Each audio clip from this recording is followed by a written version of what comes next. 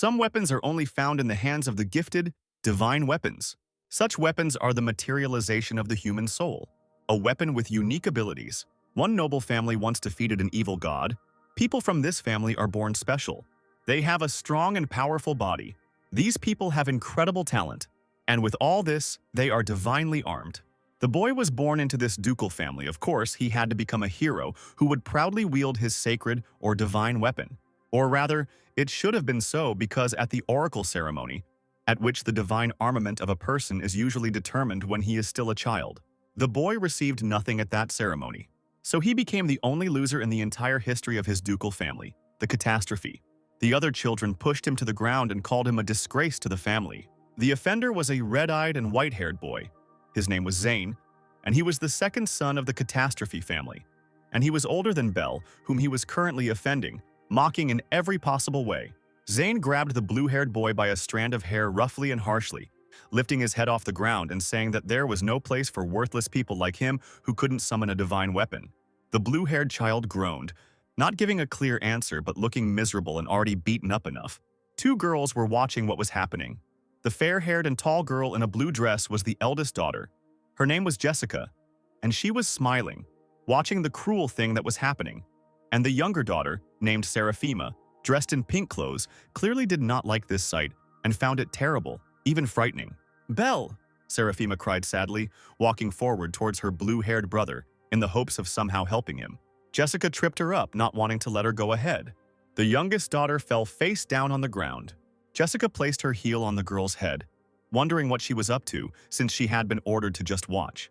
The eldest daughter ordered to watch what was happening to such worthless people as Seraphima and Belle without letting the girl go. The blue-haired boy called out to his younger sister in fear. Zane slammed his fist into Belle's stomach, still holding him by the hair, not giving him a chance to escape. The white-haired boy dropped his brother to the ground and pounced on him with his fists from above, asking if he was sure he could handle this. The fists delivered powerful blows to Belle's face. Seraphima was also not left without her share of insults, as Jessica did not forget to come up with a couple of rude and disgusting nicknames for the girl. Belle and Seraphima were the children of concubines, which is why they were called mongrel, and were also bullied at every opportunity, beaten, mocked, and insulted in a variety of ways. The boy sat on his knees in front of his sister, apologizing and claiming that it was his fault that she suffered because of him. Seraphima asked him not to worry about it and said that she would always be with him. Belle promised his sister that he would become stronger even without the divine weapon. He promised to protect Seraphima at the cost of his life. The sister thanked Belle, throwing herself into his arms. Alas, the boy could not keep his promise because a few days later he was kicked out of the Duke's estate. Belle lifted his head up, exposing his face to the raindrops, cursing in his mind as he ran away from his home, where he was mostly haunted by troubles and suffering. Without him, Seraphima would be left all alone with them. He needed strength. He had to get his sister out of that house. Possession of ordinary weapons will do nothing against the one who has divine weapons in his hands, because they are more powerful, stronger, and give the owner various abilities. So the boy had to do everything to become stronger. He simply had no choice if he wanted to protect his beloved sister, whom he valued more than anything in the world. The heavy bag hit the wooden surface of the merchant's counter. Belle was going to take one of every kind of weapon in this store. His fingers fingered the gold coins that fell out of the bag with a ringing sound. The old man asked in a bewildered tone if the boy was planning to start a war since he was taking so many different weapons. After 2 years, the horse was galloping forward quickly. Belle rode forward on his brown horse. His face was stern. Before him stood a crowd of monstrous goblins, intent on attacking him. The guy, who had already grown up over the past 2 years, laid out in front of him all of his weapons which he had bought a long time ago and mastered. He decided to start this battle. Belle deftly wielded both the sword and the mace at the same time.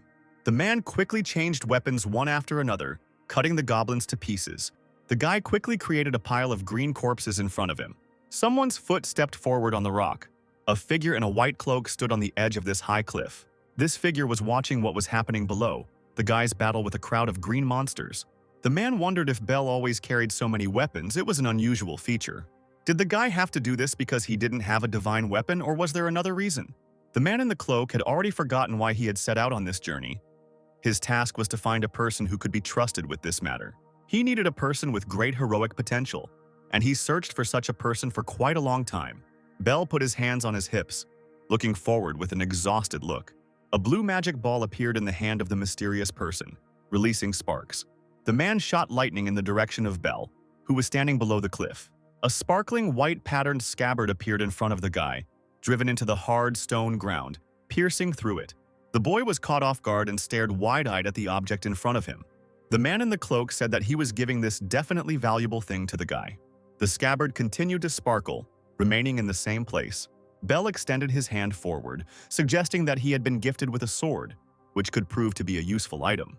His hand grabbed the object, squeezing it tightly as he looked at it. The boy realized with indignation and bewilderment that it was just an empty scabbard when he took it into his hands. This was the divine scabbard of Avalon, a one-of-a-kind weapon that could store divine weapons and pass them on to others, which was quite an unusual feature of this scabbard. It is passed down from generation to generation, each time increasing its power and passing it on to the next owners. Now it contains the weapons of 5 great heroes, remembered by humanity for their strength. If one can master each of them, then the most powerful divine armament in the entire world will be in one's hands. And that person had to be Bell, which was an important and significant fact. 3 whole years passed, the red dragon flew with a terrible roar towards the stone tower. He saw his target, 2 people, one of them was Bell, and the other person was his mysterious companion in a white long cloak with a hood, located on the top of the tower. The monster opened its mouth, inside which a bright scorching flame was already visible, beginning to blaze. In fact, Bell said, holding out his hand, palm forward, he didn't care about the attacks of this giant creature, albeit strong. Avalon, the boy shouted, drawing out his divine scabbard, calling it with his shout. The man took a fighting stance. Bell commanded something to appear, summoning his weapon. The scabbard in his hands shone with a bright, blinding light. The guy held out his palm, waiting for his next weapon to appear. The windshield of Achilles appeared in his hands. This shield covered Bell when the dragon spat fire in his direction, thus protecting him. The boy produced another weapon, a large hammer, and shouted, "Perfect storm." Bell swung his giant and bulky weapon. He flew high into the air, swinging his hammer at the gaping dragon. The boy hit the monster in the giant face with his thunder hammer Mjolnir, Thor's hammer. The dragon was defeated, and the figure in the white cloak said that Bell had finally taken control of Avalon after a long time. The man told the boy to go to his sister because now even an S-rank paladin would not be a hindrance to him, which is what the boy wanted to achieve. Bell looked at his interlocutor in surprise, as he was surprised by such words. But he agreed with the man in the white cloak because he wanted to see his beloved younger sister, for whose protection he had trained for so long, striving to become stronger.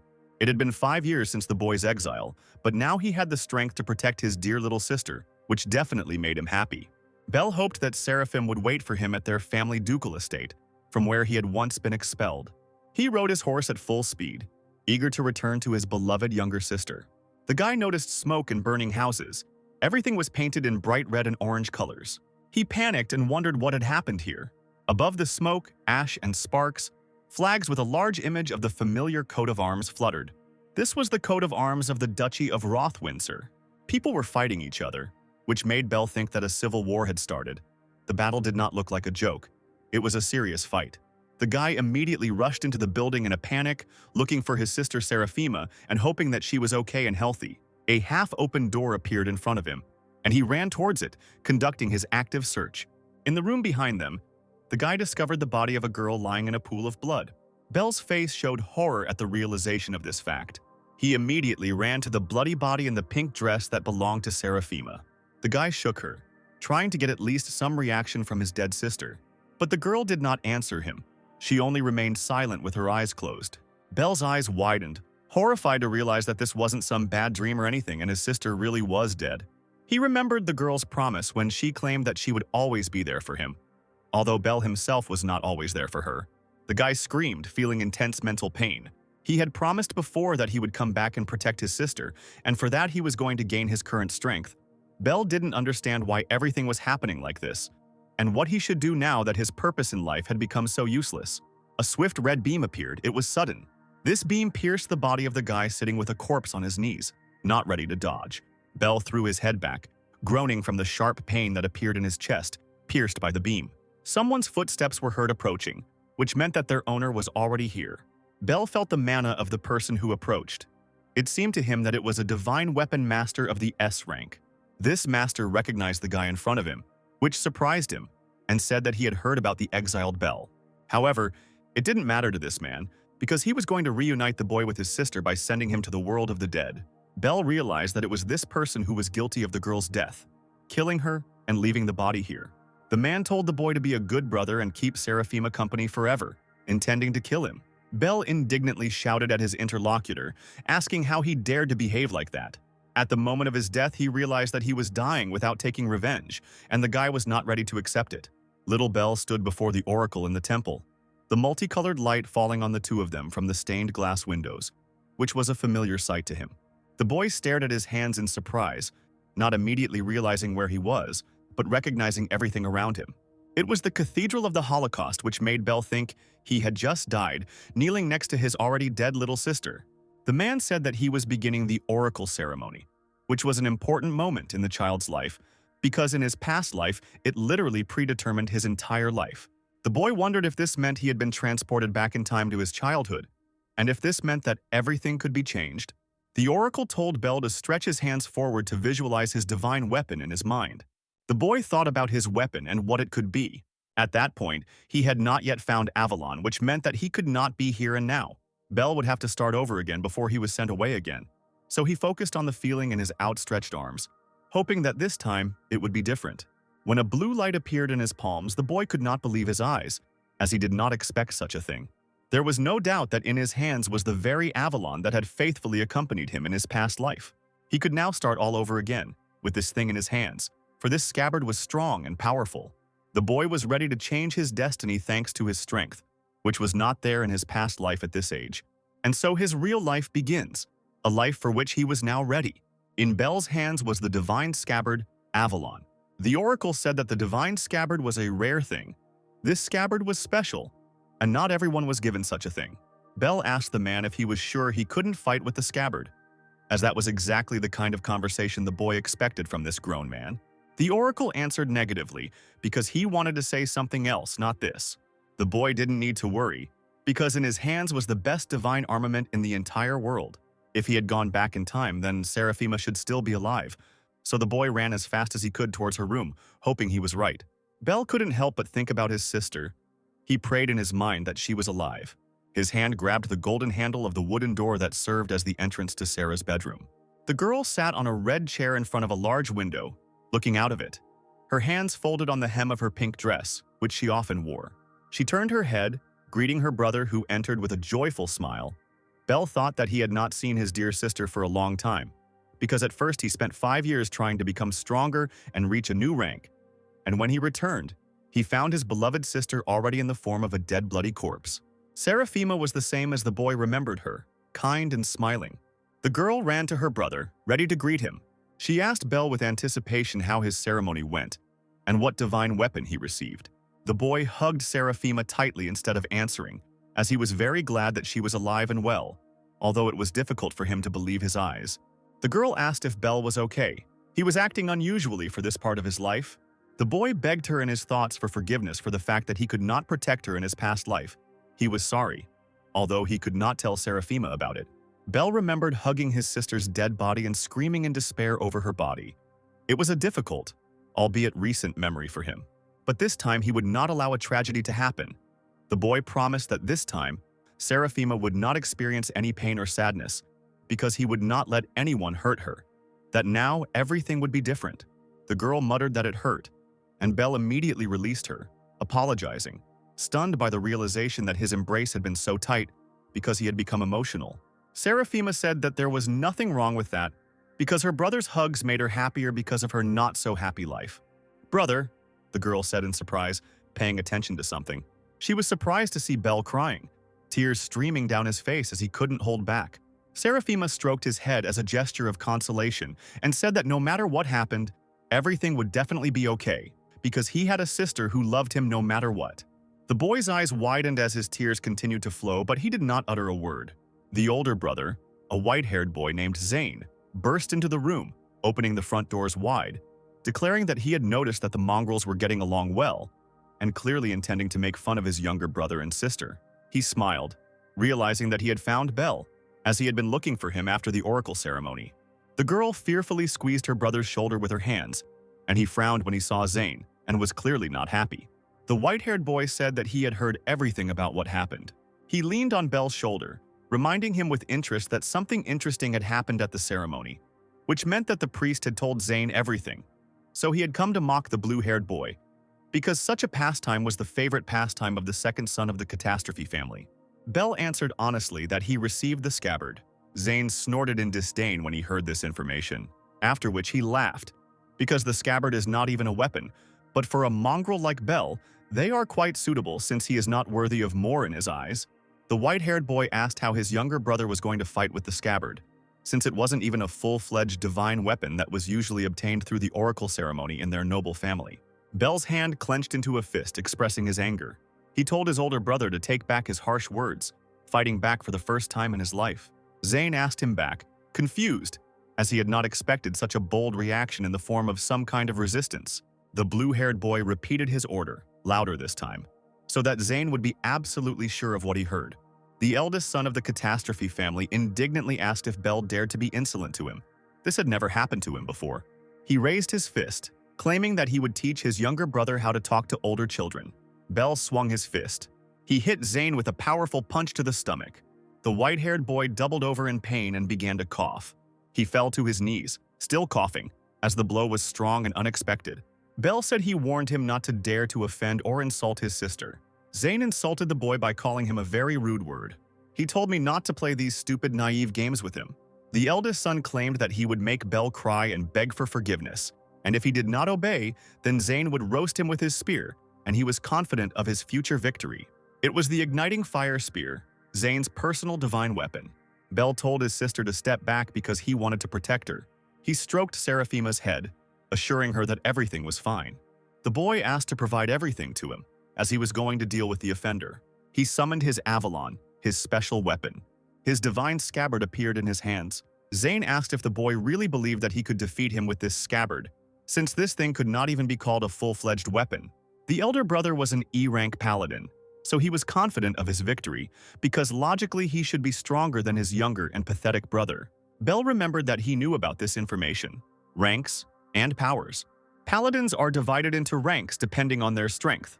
When you receive a divine weapon, you are assigned F rank. As soon as you manage to pour your mana into it, it is assigned rank E. D rank can only use special attacks. To rise to rank B, you need to awaken the unique abilities of the divine weapon. Zane was so proud that he had achieved E rank at 14 years old, but he still had a lot of room to grow. He was not super strong and powerful yet. Bel chuckled softly at his opponent's self-confidence. The eldest son indignantly and loudly asked what his interlocutor was laughing at. The blue-haired boy said, wanting to tease his interlocutor, that Zane was acting very cute. He swung his divine fire spear in an offended manner and shouted that he would show Bel where his place was. Seraphima screamed in fear, worried about her brother, because she had already seen how Zane had ruined Bel's life more than once. The blue-haired boy waved his hand over his scabbard, commanding the Sword of Light to appear. He summoned Calibarn, and a giant magical dagger appeared in his hand. A look of horror crossed Zane's face as his opponent knocked the spear out of his hands, leaving him disarmed. He wondered what kind of sword it was and where it came from. Zane fell to the floor, the shaft of a spear broken in half in his hands. The red-black blade flew up some distance, but slightly changed the direction of its flight, after which the tip fell between the white-haired boy's legs, causing him to squeal in surprise. He couldn't believe his eyes because Bel's scabbard was originally empty, and now he was using a divine weapon that appeared out of nowhere. The blue-haired boy came closer, asking, "What now? What will happen next? Will Zane make him cry and beg for forgiveness like he promised just recently?" The older brother accused Bel of deception, since he did not know that he had a weapon, and hiding the weapon was a dishonest move in his opinion. The white-haired boy said that the younger brother would face consequences, and clearly not good ones. He ran out of the room through the open doors, intending to run and complain to the Duke, his father.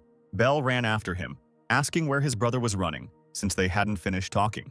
The blue-haired boy summoned the flame gun Ragnarok, a firearm. He fired one loud, fast, powerful shot. Zane quickly ran forward, frightened by what had happened. The bullet flew past the running boy's ear without hitting him, but this projectile came close. It left a hole with cracks in the surface. Zane stared in shock at the hole in the wall in front of him, which created cracks in the wall. "What?" the boy thought in amazement, shifting his gaze.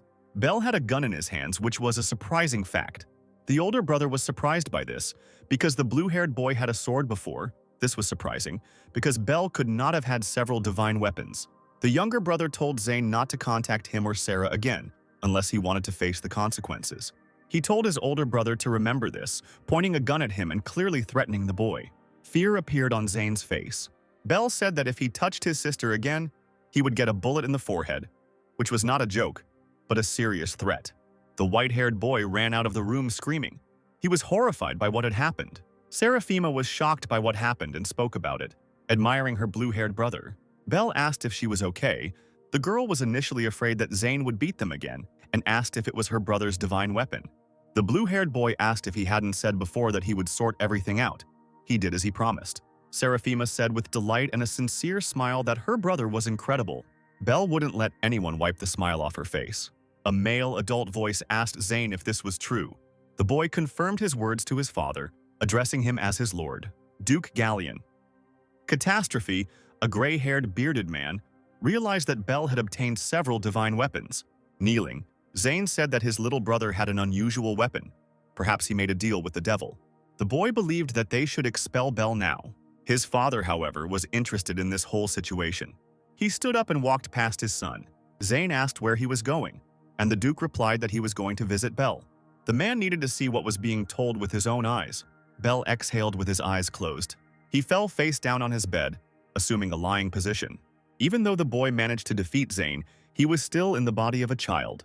Bel was completely exhausted and had difficulty controlling his mana. He was going to shoot a fire bullet, but he only managed to shoot a normal one.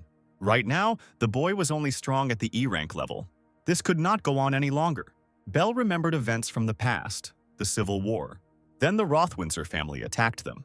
This was another famous family that the Catastrophe family had a long feud with, so the reason for their attack could have been anything.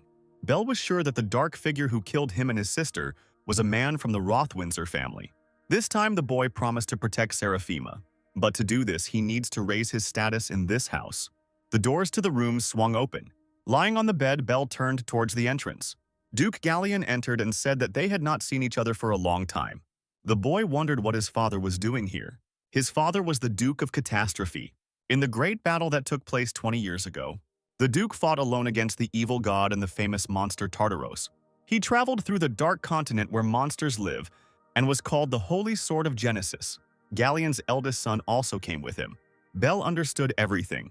This meant that the Duke knew something, but this was even good in Bel's opinion. The best way to improve his status is to make his father pay attention to him. The boy knelt down, respectfully greeting the Duke. Galleon Catastrophe said that the youngest son had truly changed. The man said that he came today as Bel's father, offering to talk. The boy was afraid that one wrong word and the conversation would get out of control. They must be responsible for their own words and actions. The Duke chuckled thoughtfully after hearing these words. He ordered his youngest son to rise from his knees. The man decided to support Bel if he really thought so. The boy felt the pressure. The Duke's gaze was terrifying as he asked if Zane and Bel had ever fought when the man had banned fighting in his house. So why did the blue-haired boy hurt the brother he was supposed to respect? A bead of sweat ran down Bel's face and he became nervous. Zane smiled evilly as he looked at this, thinking that his brother was finished. No one in this house could stand up to my father. Bel frowned. He replied that he got angry then because his older brother was bullying his younger sister. Galleon understood this and asked if the boy had broken the rules because of a small offense. Bel agreed with this, and he did not regret it. The Duke clutched his sword, asking if his son really did not regret breaking his rules. The boy replied that abandoning those you love is a real shame for a paladin. He will protect his sister even if his opponent is his older brother. The man listened to him thoughtfully. This is the knight's path chosen by Bel. The Duke drew his sword and pointed the tip at his son's neck. He asked whether the boy would stick to this path if his father became his opponent. Bel confirmed that he would protect the girl from Galleon as well. The man thought about these words. He definitely enjoyed it. So the Duke said he would pretend nothing had happened, which startled his eldest son standing nearby. Galleon Catastrophe then turned to Zane, asking if it was true that he not only lost the fight with his brother, but also bullied his sister. The white-haired boy panicked when he saw his father's reaction. The man shouted that it was a disgrace and ordered his eldest son not to show his face again. After that, the father turned to Bel. He understood the child, and it was a brave act to express his opinion, understanding what could follow. The boy bowed his head, asking for forgiveness. But Galleon replied that there was no need for an apology, because for the Catastrophe family it was very wonderful. Now the Duke wants his son to show his full strength. The man told the boy to reveal his divine armament. Bel agreed with his father's wishes.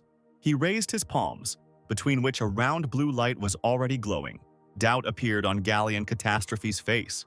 The boy held his scabbard between his hands, saying that this was his divine armament, called Avalon. The amazed man thought it was impossible. He had heard of the legendary divine armament, which contained the spirit of the first paladin, the very same divine armament passed down from generation to generation by the greatest heroes. The Duke said that his eldest son mentioned that Bel used both a sword and a gun, and asked if what he said was true, and the boy agreed with what he said. The youngest son extended the scabbard forward. He said that both of his weapons were inside these scabbards. The boy showed both the gun and the sword. The Duke was surprised by the display of the divine armament. Bel explained that he could use 2 weapons at once, but the scabbard had 3 more types, which amazed his father even more. The Duke was amazed that his son was a future hero. The man said that he was not interested in weaklings. He will expect a lot from his youngest son. So the Duke ordered the boy to work harder and turned around, clearly intending to leave. The dark wooden door into the room slammed loudly. Bel sat down next to the bed, exhaled and put his hand on his forehead. He felt his father pressing on him with his aura. But now, Galleon Catastrophe expects a lot from his son, and the child must show his strength, even though he remains a child. The boy needed to get D rank as soon as possible, and he had to wait for as many monsters as possible while increasing his mana. Bel confidently decided to start by hunting orcs in the forest. It was a dark night outside, the sky was deep blue, and there was a big, round white moon on it. A giant, ugly green goblin head oozed blood as it lay severed on the ground. A large amount of dark red blood spurted out again. Something light blue flashed over another orc corpse lying on the ground. The light silhouette of an animal passed by. The creature's predatory fangs were covered in blood. A huge blue and white wolf opened its mouth, its red eye glowing in the eerie darkness. This forest was very memorable during the day. After Bel was banished from home in his past life, he trained here. But strangely, the boy went into the very depths where all the monsters are. 2 red eyes sparkled in the thicket of bushes. Bel didn't even meet an orc once during his entire journey. It was at this moment that he came across scraps and pieces of orc corpses. A look of fear appeared on the blue-haired boy's face. He heard a sound like a scream behind him. Bel turned sharply at the noise. He thrust forward the sword that had appeared in his hands. Something hitting the blade of the weapon caused the child to lose his footing and fall to the ground. Bel wondered what it was. In front of him stood a giant, red-eyed, white and blue wolf. As the boy had expected, it was Fenrirer. Now Bel understood the reason why he didn't meet any monsters. He only wanted to hunt orcs, not run into a D-rank monster. The boy had almost no mana. At best, he had the strength of an E rank. Honestly, Bel would just like to run away as quickly as possible. But as soon as he turns away, Fenrirer will kill him. The red-eyed beast's pupil narrowed. The boy's eyes widened in fear. This monster was too fast. Fenrirer jumped towards Bel, but he jumped back, dodging the dangerous monster. The boy summoned Ragnarok and a gun appeared in his palm. Bel fired quickly without getting up from the ground. The giant wolf touched the ground with its paws and quickly turned around. The boy cursed when he saw this. Bel's bullets were too slow due to lack of mana. He realized that the gun wouldn't work in this situation, so he summoned a blade, which obediently appeared in his hand, causing the firearm to disappear. The boy ran towards the monster, holding his big, long sword in his hands. The beast swung its clawed, hairy paw. Fenrirer tried to hit the child, but he managed to bend down and deftly dodge. Bel held his weapon tightly, preparing to attack, while the monster looked at him with a predatory red gaze. The boy swung his blade, but the wolf deftly jumped back, dodging. Bel was puzzled by such a sharp action from his opponent. The beast looked at the boy, standing at a distance and wagging its tail. Bel knew that in his past life, he could have killed this monster with ease.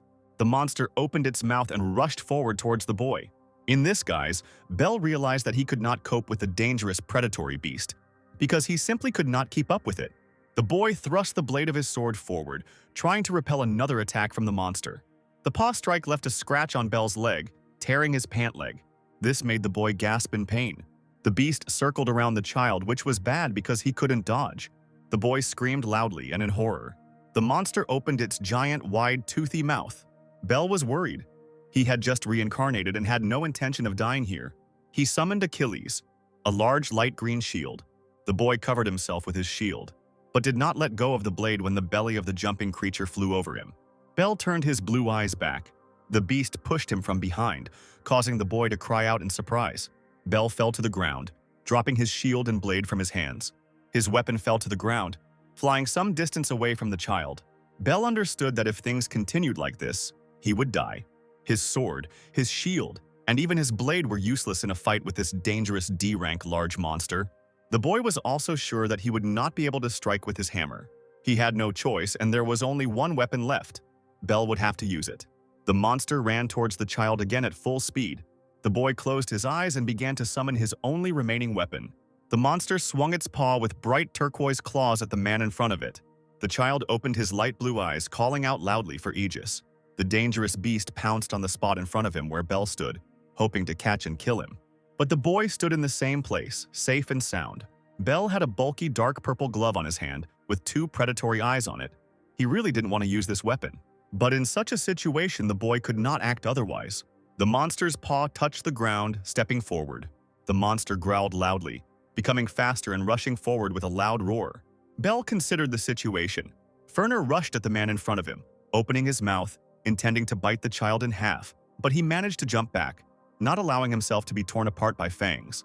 Bell apologized, finding himself on the monster's back. A large hammer already in his hands, but the glove was still there. The wolf would not be able to hit the boy again. Bell swung, raising his elbow high. The child hit Fenrirer's face with his hammer as hard as he could. The beast roared from the sharp and sudden pain, and the boy took advantage of the moment and jumped off the monster's back onto the ground. Aegis, the glove of darkness, it increases a person's physical abilities in an instant.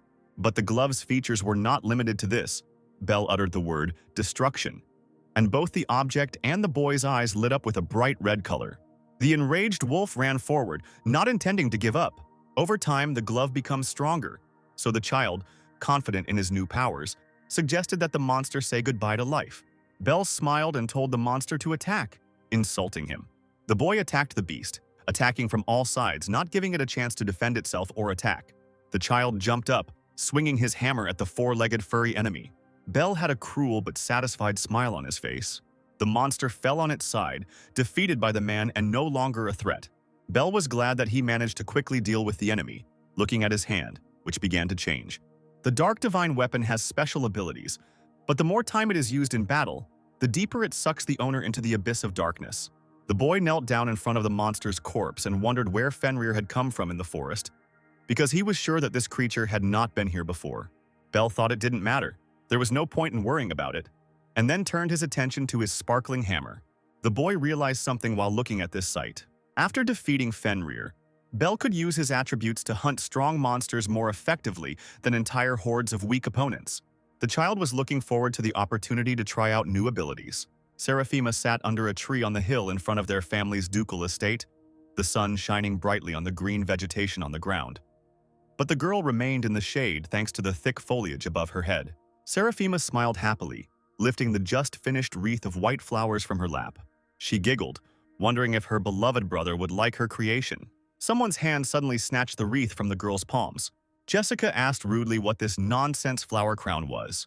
She said sarcastically that such a crown might well suit such a pathetic half-breed as Seraphima. The younger girl looked at her older sister in horror. Jessica asked her companion Spencer what he thought about the wreath. The guy with purple hair thrown up and an evil smile said that what his companion said was the pure truth. Jessica threw the wreath to the guy, addressing the guy. The flower wreath was torn into 2 halves by a blue flash. Spencer held a blue magical whip in his hand. Seraphima gasped in fear.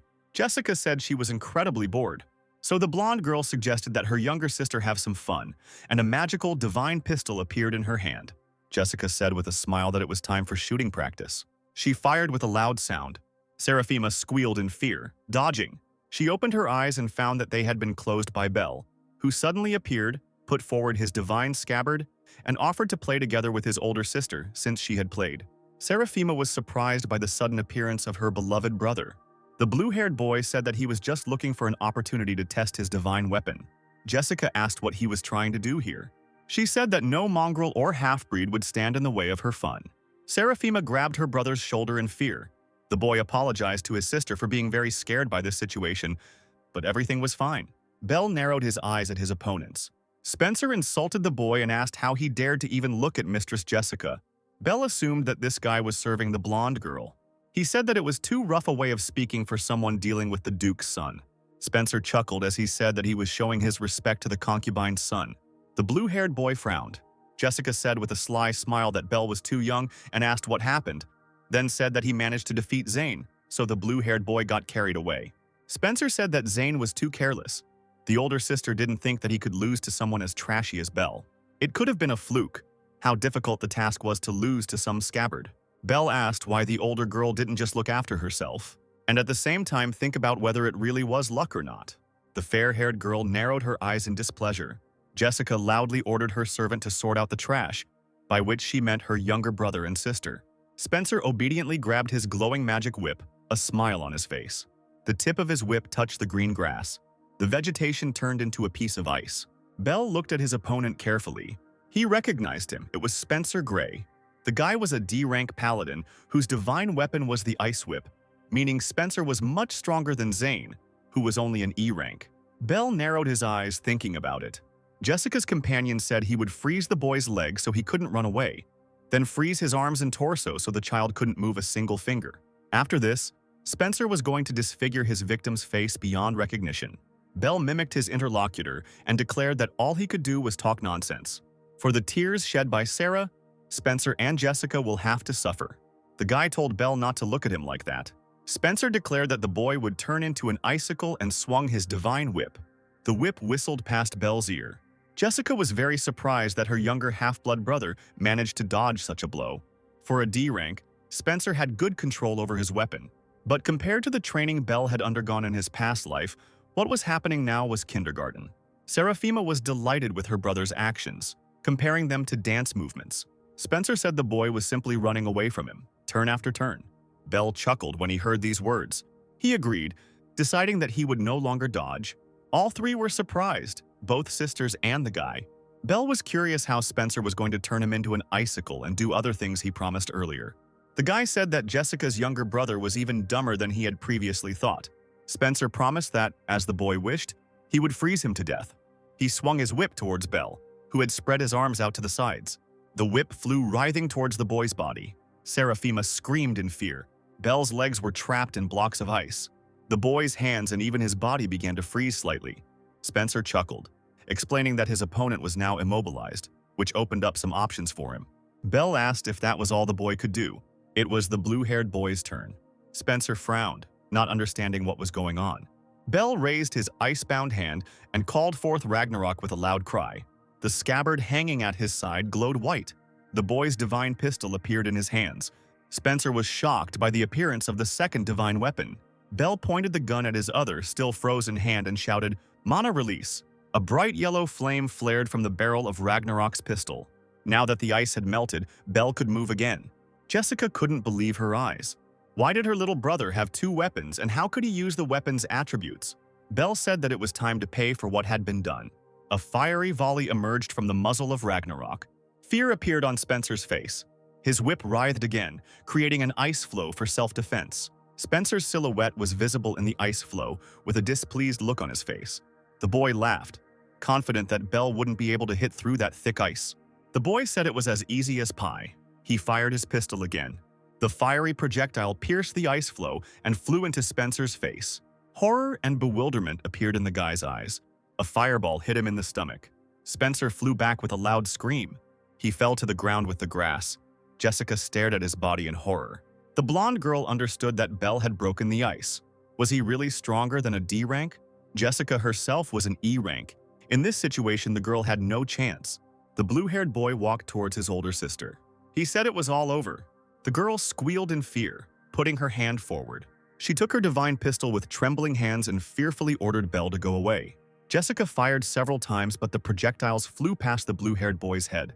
The girl screamed in fear for Belle to get away from her. She took a step back. Jessica tripped as she stepped back and fell onto the grass. The younger brother took a step towards her. The girl gasped in fear. Her pupils narrowed. Belle's silhouette seemed scary, dark and threatening to her. The boy ordered Jessica never to approach Seraphima again. Tears appeared in the blonde girl's eyes and she looked like a beaten, pathetic puppy. She rose from the ground and ran away with a scream of horror. Healed footsteps rushed towards Belle. Seraphima suddenly pounced on him with jubilant embraces. The girl worriedly asked if he was okay and if he was hurt, but her brother replied that everything was okay, and most importantly, that she herself was safe. Seraphima was delighted with how her brother fought. She noticed that he was strong. The boy promised to become even stronger to protect his dear and beloved sister.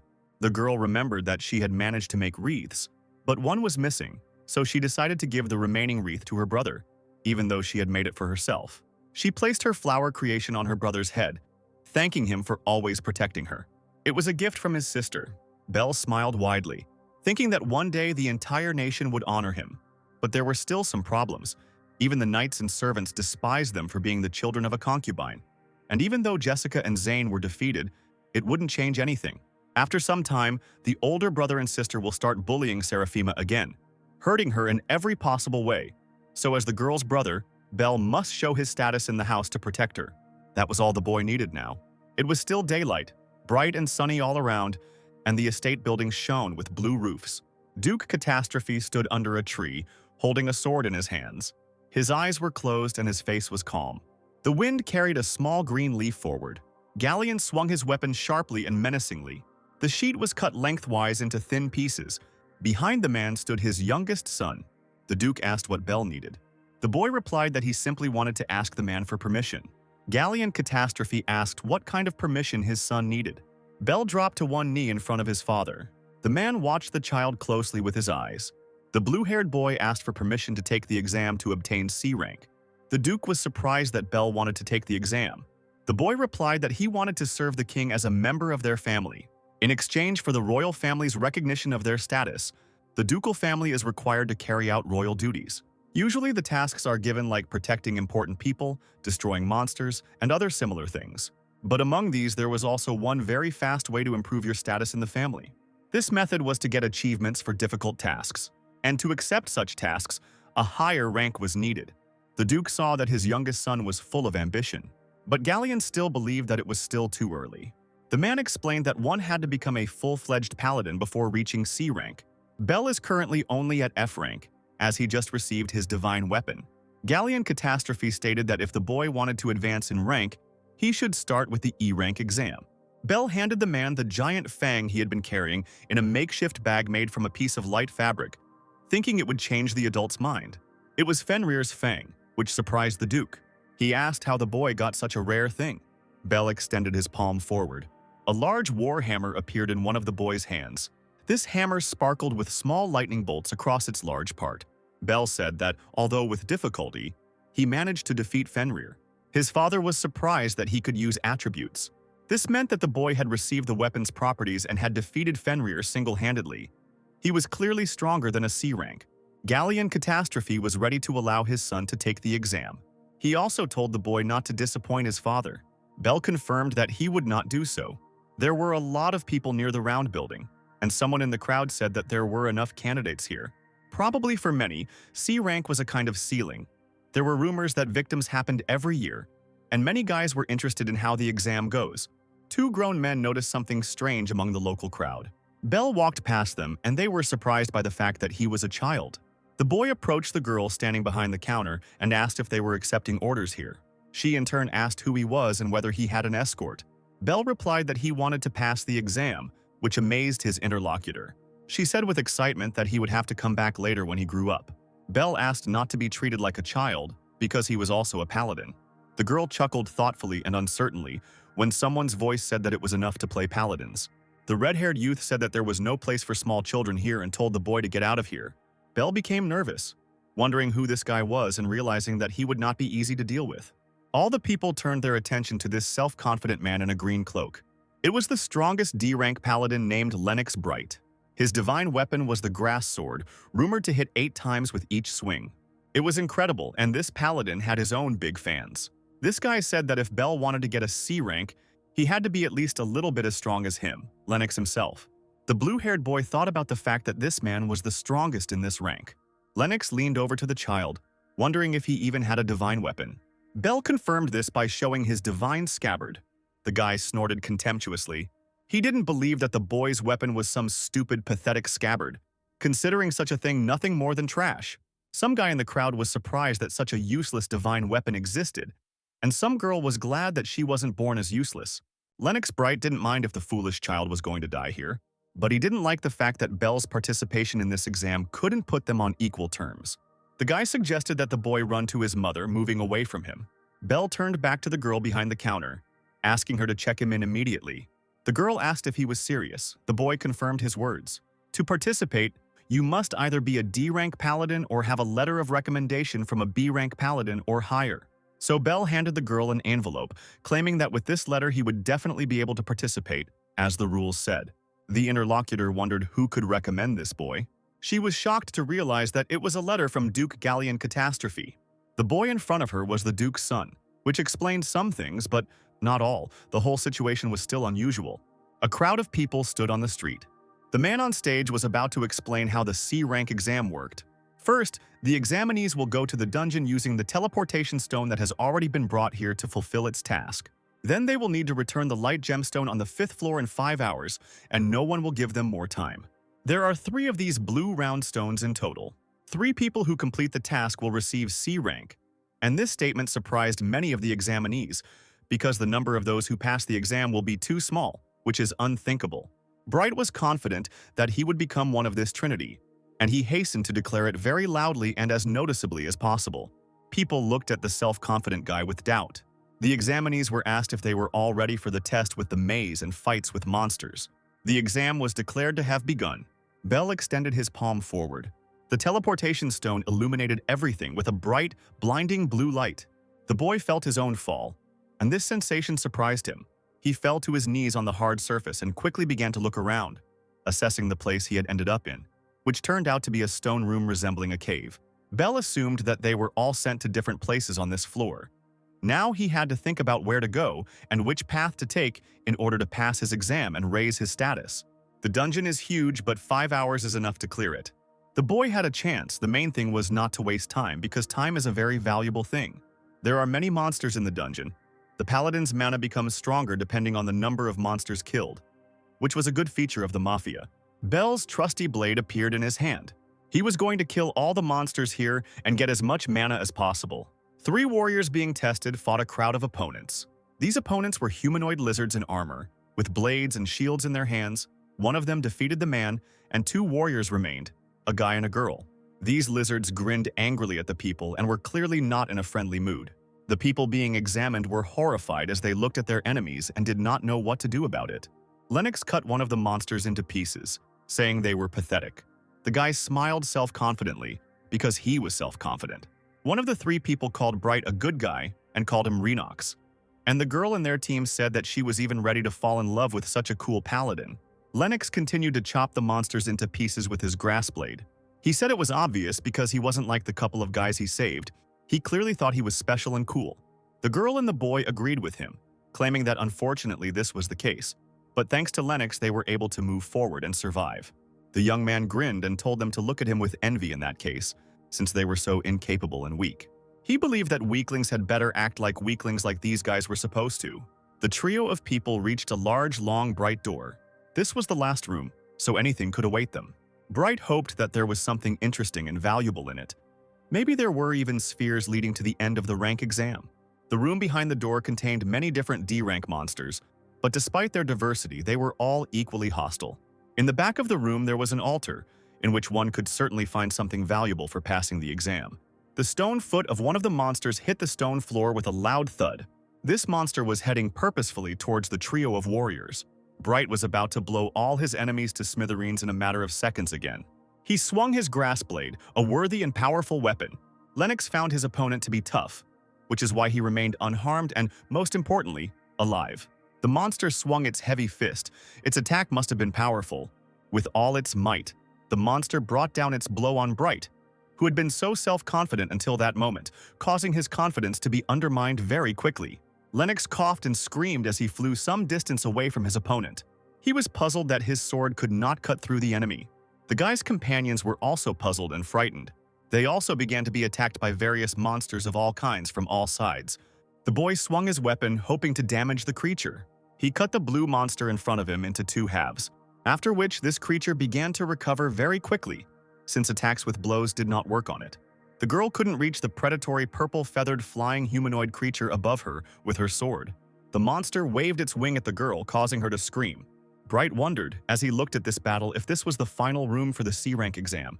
The stone fat man looked menacing, and in this room there were only monsters with resistance to one particular weapon, which significantly complicated the rapidly approaching battle. The monster swung his fist at Lennox, who was sitting on the floor after falling. He closed his eyes in horror and covered himself with his hand. He was already sure that they would be killed, and their life would end within the walls of the labyrinth for the exam. But the monster was broken into stone chips by the huge hammer of Bell, who suddenly appeared. Bright opened his eyes slightly, not understanding what was happening. The boy exhaled, saying that he was almost late. He placed his foot on the head of the defeated monster and said that he had been too busy killing all the small monsters. The red-haired boy shouted, "Be careful!" A blue, red-eyed monster, resembling a jelly creature, rushed forward, opening its toothy mouth. A light blue light began to shine in Bell's hand. A large, beautiful blade appeared in the same hand. Lennox was shocked that this child's weapon was able to change. The boy did not hesitate, and with a quick swing of his sword cut the attacking creature into pieces. A fast, winged monster was already rushing towards him from above.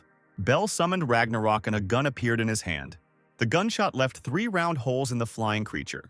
The 2 warriors were surprised and shocked, not believing that this was all serious, and that the boy's weapon was not just some blade. Lennox wondered where this kid got so many weapons. In addition, the boy was good at it, all types. There was no time left, so Bell decided to finish quickly and began to skillfully wield a sword and firearms, deftly dodging the monsters. Bright could even think that this was not an ordinary child in front of him. The boy deftly cut down the last enemy. After this, Bell, having defeated all the monsters, went up the stairs to the altar. There lay 3 light round blue spheres. The 2 warriors followed the boy with admiration. They were terribly interested in how he was able to defeat all the opponents single-handedly and how he carried so many weapons with him. Bell frowned as he listened to these questions. The 2 warriors turned to Bright, who remained behind. They said it wasn't cool, this guy acted all cocky but lost like a total wimp. Lennox sighed sadly, looking down. The 2 warriors remembered the spheres and were glad that they could now be called C-rank warriors. Bell suddenly summoned his giant hammer Mjolnir. He took one of the spheres from the holes in the altar. The boy swung the hammer. He brought his weapon down with all his might on the altar, crushing it, turning it into real pieces and crumbs. The 2 warriors cried out in fear when they saw this. They indignantly asked what the child was doing, why he had broken the altar. Bell pointed to the sphere in his hand, saying that there was still 1 sphere left. If they wanted, they could try to take this important thing for the exam. He called the pair pathetic people, incapable of anything other than flattering strong warriors. And the boy called Bright a pathetic person who enjoys humiliating others. Bell considered them all to be people unworthy of being called knights, which was the reason he broke the remaining spheres. A look of confusion appeared on Lennox's face, and a certain pity and sadness appeared on the faces of a couple of warriors. Realizing how true what was said was, the boy walked down the stairs, having said everything he wanted and essentially done everything he wanted to. Lennox said, lowering his head, that he knew he was weak, but too self-confident, and thanked Bell for making him notice it. But the guy had no intention of stopping. At least that's what he claimed. Bell had not expected this emerging honor and ambition in this man, Lennox Bright. The boy said before leaving that they would meet again someday. He was now a C rank as well, something Bell thought about as he emerged from the labyrinth to take the exam. Thanks to the monsters, the boy's magical power became stronger. He felt it, touching his hand, needing it. Only his dearest younger sister Seraphima remained, for whose protection he had raised his status with this exam, testing his strength and endurance. It was a bright, sunny day at the Catastrophe Estate, but the people gathered to discuss important matters clearly had no time for it. Duke Galleon sat at the head of a long table, at which, besides him, sat 2 other men, and on the table itself stood a vase with beautiful white flowers.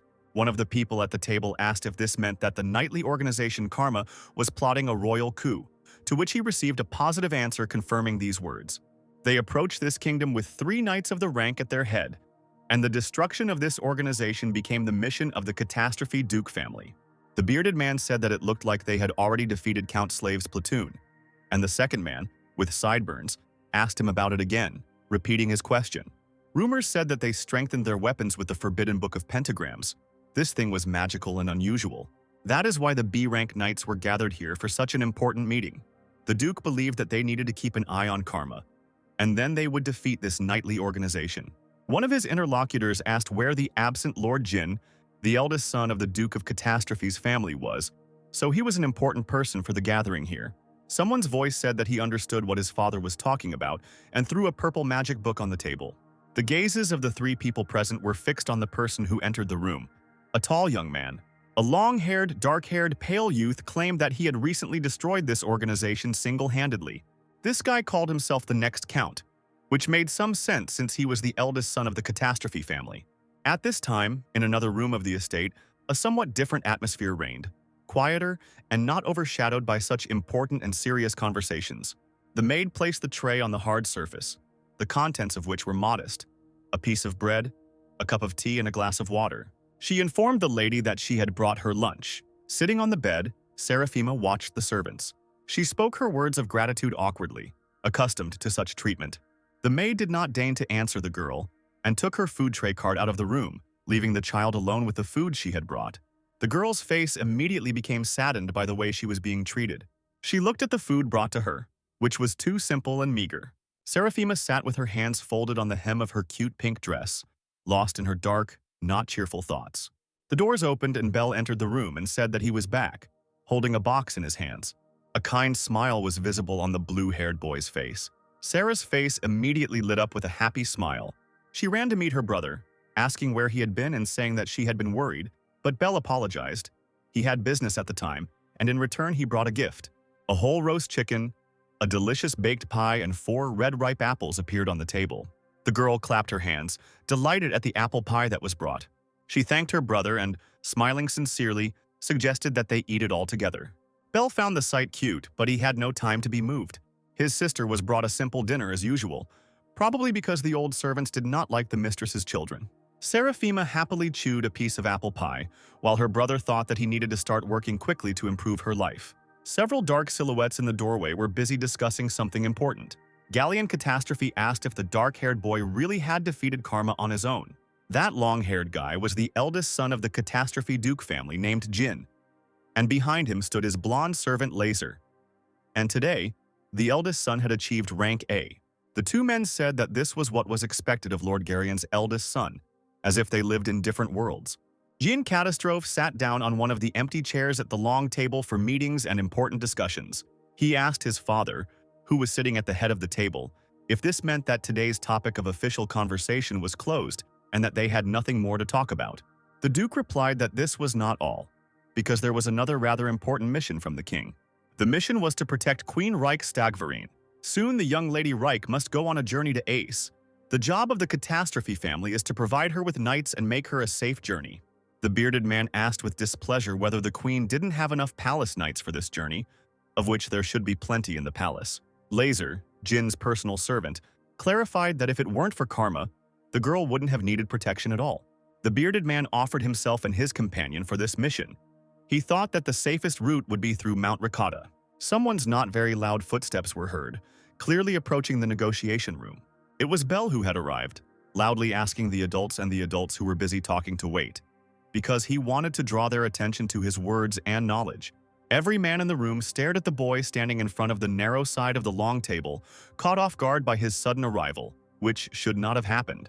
The man with the sideburns asked Mr. Bell, turning to him politely, "What happened?" Galleon Catastrophe smiled slightly as he saw his youngest son. The man said, concluding that it seemed like the difficult exam to get the next rank had already ended. The boy announced, holding out a piece of paper, that he had received a C rank. The two men were very shocked by this statement. How could a child have achieved a C rank at such an age? The Duke asked his son what he wanted now, whether he had any goals or wishes. Bell had some good advice for his interlocutor's path. The bearded man asked about this advice doubtfully, not sure if they would need the child's opinion. The boy said that there were no monsters on Mount Ricotta, but it was a great place for robbers to hide, and if you went along the road in the mountains, it would take 3 days to get there. So the child thought and said that it was worth driving through a whole meadow of monsters. The bearded man shouted indignantly that the meadow was a real nest of various and terrible monsters. Bell objected to him because he had something to say about this information. This meadow is inhabited mainly by Deskymales and dark spirits. There are no other types of creatures there. Both of these monsters are nocturnal creatures, making it safe to travel during the day, making the task of protecting the girl easier. Thus, in the boy's opinion, it would be possible to get there in a day, which is much faster. The man sheepishly agreed with him. deciding that it did make sense. The Duke realized that his son knew the situation and could speak to the point. Bell was asked a question, well, what does he mean by this? The boy asked that this important mission given by the king be entrusted to him. He is ready to deliver the princess by a quick and safe route. His father chuckled thoughtfully as he listened to this and thought about it. Jin, who had remained silent until this point, suddenly spoke up, wanting to speak out. Bell felt something bad, gloomy, and dark. Jin believed that a mongrel like the boy in front of him should not interfere in these matters, since he was not worthy of participating in such important things. The white flowers standing in a vase on the table instantly wilted due to the atmosphere in the room, becoming tense and deteriorating in a matter of seconds. The two men remained silent and watched the proceedings nervously, as they knew the nasty and gloomy character of the eldest son of the Catastrophe family. This is greatness. Bell hasn't seen this guy for a long time, but still, the older brother is different from everyone else. The boy's hand trembled and clenched into a fist. The child raised his palm up, pointed it at his brother, and said that he didn't come here to make jokes. Bell's trusty divine scabbard appeared in his hands. The boy claimed that it didn't matter who stood against him in battle. He would still protect the queen. Jin asked with an unkind smile whether Bell would also protect the queen if his older brother became the enemy. The boy said that he still hadn't changed his mind, holding his hand with his scabbard out in front of him. Laser warned him to be careful. After all, Jin took this as an insult towards himself. Bell recalled what he knew about his older brother's servant. The blonde boy was a B-rank holy knight, if of course Bell's memory didn't fail him. Jin smiled unkindly and widely when he heard his younger brother's answer. This intrigued him, so he asked Laser to check on the blue-haired boy, but without specifying what exactly he meant. A yellow-green handle appeared in the blonde-haired guy's hand. Two tonfas appeared in the servant's hands, which he extended crosswise. He did not understand how the boy dared to contradict him and was going to show the child his proper place. Laser took a step forward. A blue flash appeared, but Bell himself did not move from his place, continuing to stand, stretching out his hand with the divine scabbard. Laser swung his tonfa, his eyes flashing red. Bell became nervous as he was not prepared for such a quick and sharp attack. He put his sheath forward, blocking the blow and thus preventing the blonde boy from striking himself. But it was hard. Jin's servant was surprised to realize that Bell could resist his attacks. Jin himself was smiling at this moment, watching the spectacle unfolding in the room. Bell blocked the way for Laser to strike with his sword. The guy almost hit him. As he turned out to be stronger than the blue-haired boy thought, he thought that he could not win yet. A loud order was given to stop fighting in the conference room. Bell's gaze turned tensely to the source of the order.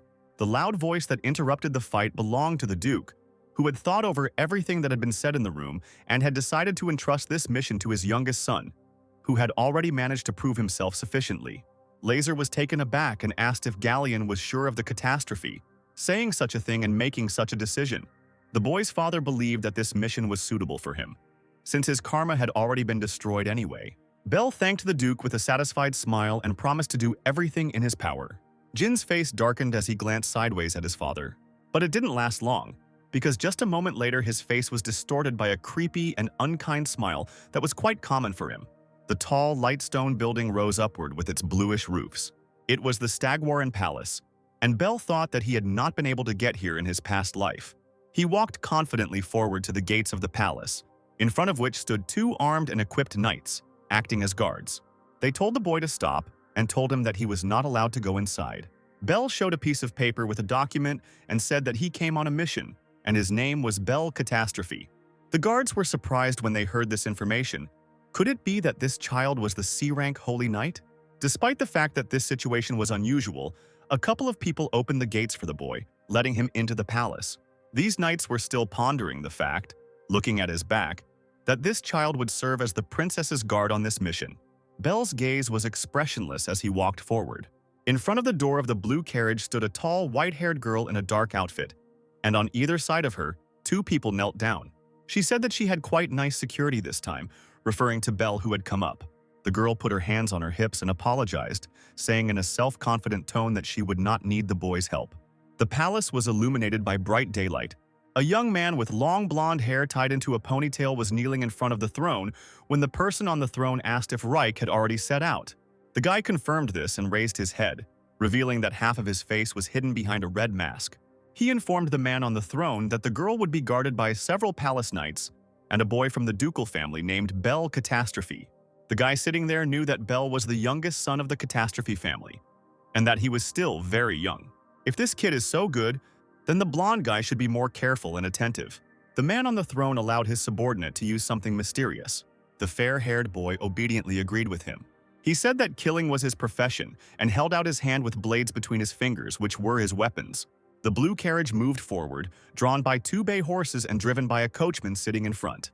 Belle sat next to the girl inside the carriage, opposite the guards who accompanied the queen on the journey.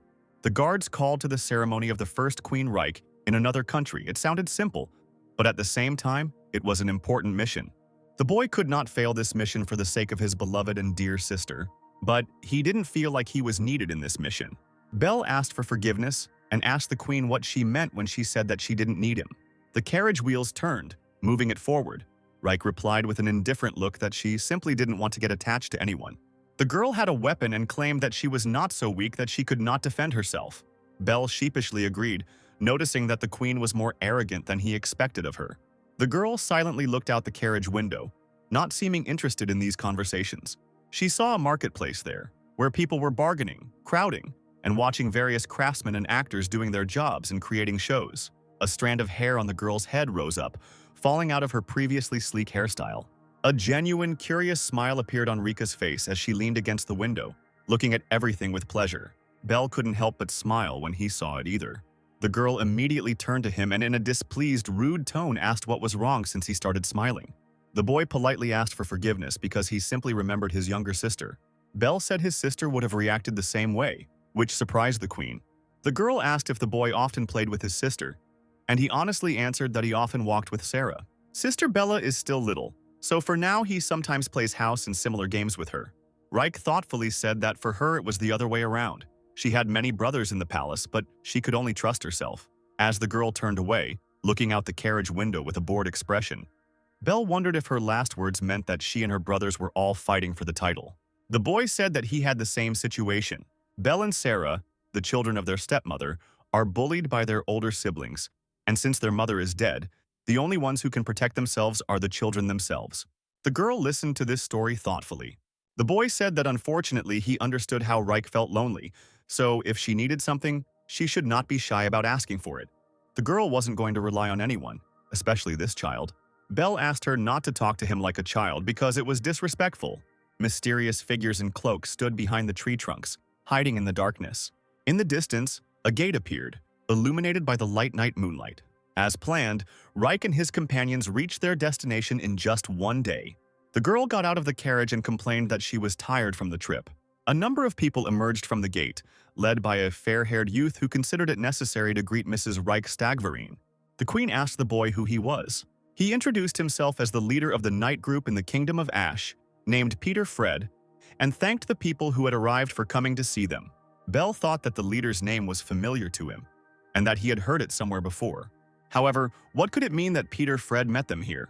The leaves of the trees rustled among a bunch of other night sounds. The individuals in cloaks continued to hide behind the trees. One of the people took out a dagger that flashed in the darkness. The knights still stood in front of Reich and her companions who had accompanied her on her journey. Belle noticed that there were a lot of guards. Suddenly, a dagger was thrown towards them by a mysterious, unknown person in a cloak. Belle shifted his gaze, sensing the danger that abruptly interrupted his thoughts and reasoning. He blocked the dagger flying towards the girl by putting his divine scabbard forward, and it flew in the other direction without hitting its target. Reich was frightened by such an unexpected attack. Horror and surprise appeared on the queen's face. Her 2 guards were also stunned. There was a cry that they were under attack from enemies, and a bunch of daggers and other cutting and stabbing weapons flew towards the people. The boy was stunned by the large number of weapons. Peter Fred drew his sword from its sheath, calling his enemies villains and preparing to fight. He quickly repelled all these swords and daggers, standing in front of the queen and protecting her in this way. The guy had no intention of letting them even touch the girl, and he looked serious. Belle was surprised that the leader of the night group could parry so many swords. Could this really be a B-rank skill? The men in cloaks began to leave when they saw such resistance. Peter Fred ordered Meldia's knights to pursue the people, while he himself was going to hide the princess in the palace. Belle also remained with the knights, preparing to repel all attacks from the cloaked individuals. The girl looked back as she walked into the palace, accompanied by the leader of the knightly group.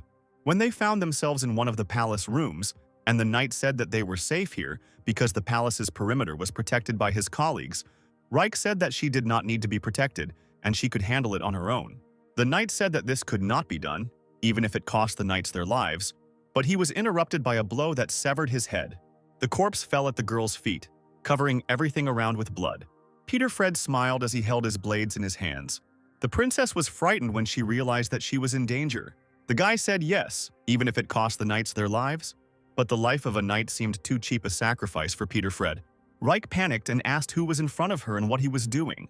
She realized that Peter Fred was the real killer. The girl took a frightened step back and fell awkwardly onto the floor in a sitting position. Reich looked up at the villain. She tried to summon her weapon, but her hand remained empty despite her attempts to summon it. Peter Fred's face twisted into a creepy, unkind smile as he said goodbye to the sweet princess, hinting at her future death at his hands. A panicked Reich silently prayed in her mind for someone to save her from this brutal killer. Suddenly, a human body thrown out flew into the window, smashing it into tiny pieces with its impact. The blonde killer turned at the sound of breaking glass. The body of the man in the cloak fell to the floor. Apparently, he was either dead or simply unconscious, but he showed no signs of life. Bell stood in the moonlit window opening, looking stern and ready for battle. And he looked around the room into which he had earlier thrown the glass-smashing enemy. The girl stared at him. There was some hope inside her, even though her guard had arrived unexpectedly. The boy informed Mrs. Reich of his arrival with a smile. But the smile quickly turned into a warlike look as he thanked the princess for waiting for his arrival. The girl was surprised that he was here, as she had already forgotten about his presence and despaired.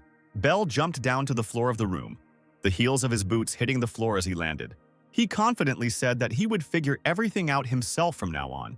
Peter Fred said he thought the princess's security was far away. It was strange, but Bell managed to identify the fair-haired youth as the enemy, which impressed the killer, and he could not help but praise his younger opponent. The blue-haired boy replied that he simply remembered Peter Fred. The fair-haired boy asked with confusion and caution what Bell meant by memory, as these words seemed sudden and suspicious to him. The boy confidently said that his interlocutor's name was not actually Peter Fred. He remembered his real name, and it was Von Legal. The killer was taken by surprise by this truthful statement. Bell continued to share the information he knew.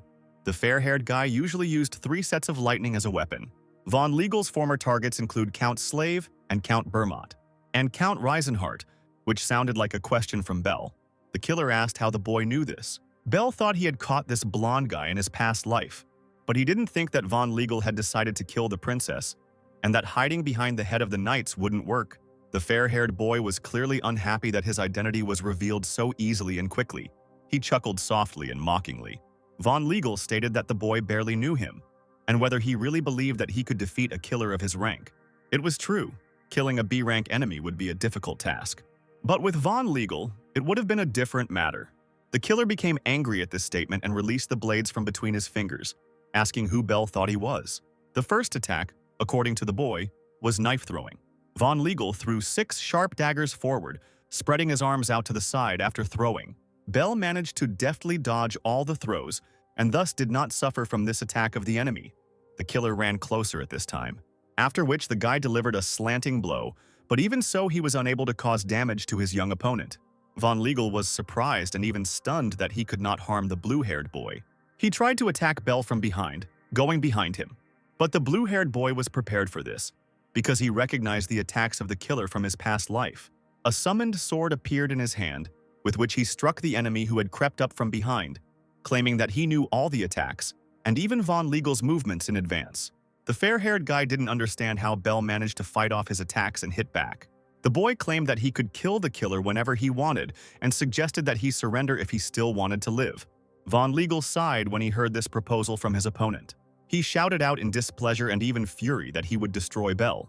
Bell smiled, because he knew one of the main shortcomings of this killer, because the blows of the blonde guy became weak due to anger, which made him more vulnerable.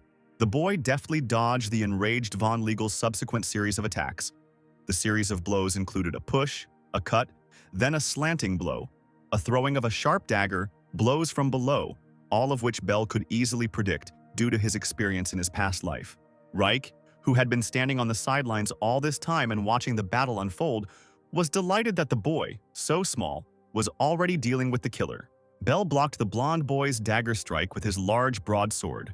The girl remembered with regret how she had complained about the presence of such a guard at the mission. The ring with the blue stone on her hand suddenly sparkled brightly. The two fighters wondered if this was the end. Bell swung his sword at the blonde boy. A bloody mark from this powerful blow appeared on the killer's chest, and he moved away from the boy on his knees. Bell knew all his moves. Von Legal couldn't hit the boy with his blows in the fight. Everything was as he had been told before. The killer remembered the words about the princess's guard from a noble family being an outstanding fighter, and the warnings to be careful. The blonde boy smiled nervously, deciding that it was time for his backup option. Bell wondered if his opponent was referring to the ability of a B-rank weapon, which was that Von Legal could create a stopping electrical barrier. The boy suggested that the enemy attack, because he claimed that he could withstand the enemy's strength. The blonde boy asked if this was true, holding a small bottle of blue glowing liquid in his hands. He grabbed the cork in the neck of the bottle with his fingers. Bell was taken by surprise when he saw the thing in the killer's hands. Von Legal said with a grin that it seemed the boy knew about such a thing as the tears of the Dragon King, after which he picked up the bottle and took a sip of this unusual liquid. The empty glass container fell to the floor with a loud thud. The young man clutched his own chest, his face showing an indescribable expression of incomprehensible emotions. Bell knew that the Dragon King's tears were a very rare item. If you drank this drink, your magic power would increase several times, which meant that if the killer used this technique, the situation would become bad. Von Legal held out his hand with the blades clasped between his fingers and said that the boy would regret not killing him immediately. He threw his weapon forward with a powerful swing of both hands. The blades flew forward rapidly. Bell shifted his blue eyes to the side. He deflected the dangerous blades with his sword in his hands, the deflected weapon sparkling, shrouded in small golden lightning. Von Legal smiled evilly, wanting to attack his opponent again, who was preventing him from killing the princess. He locked the boy in a magical thunder cage, which resembled a golden glowing diamond, with a loud command. Due to the magnetic field, Bell's body could not move, which made him tense. Reich, still sitting on the floor, screamed his name in panic. The boy summoned his heavy, large green shield of Achilles, hoping that it could help him. He ordered the weapon that appeared to destroy everything around. The emerging wind was unable to penetrate anywhere beyond the magical barrier, which complicated the situation. Von Legal snapped his fingers with a malicious smile, ordering the thunder to rumble. Another blade, sparkling with lightning, flew towards the boy in the diamond-shaped barrier. The thunder cage sparkled powerfully, both from the outside and from the inside. Bell screamed in pain, unable to resist the golden lightning. The fair-haired boy laughed as he looked at this sight, asking the child not to worry and not to be afraid, because he was about to destroy the boy. Bell began to lose consciousness, and trying not to close his eyes, he thought that he couldn't die now. Several blue arrows flew forward with a loud whistle.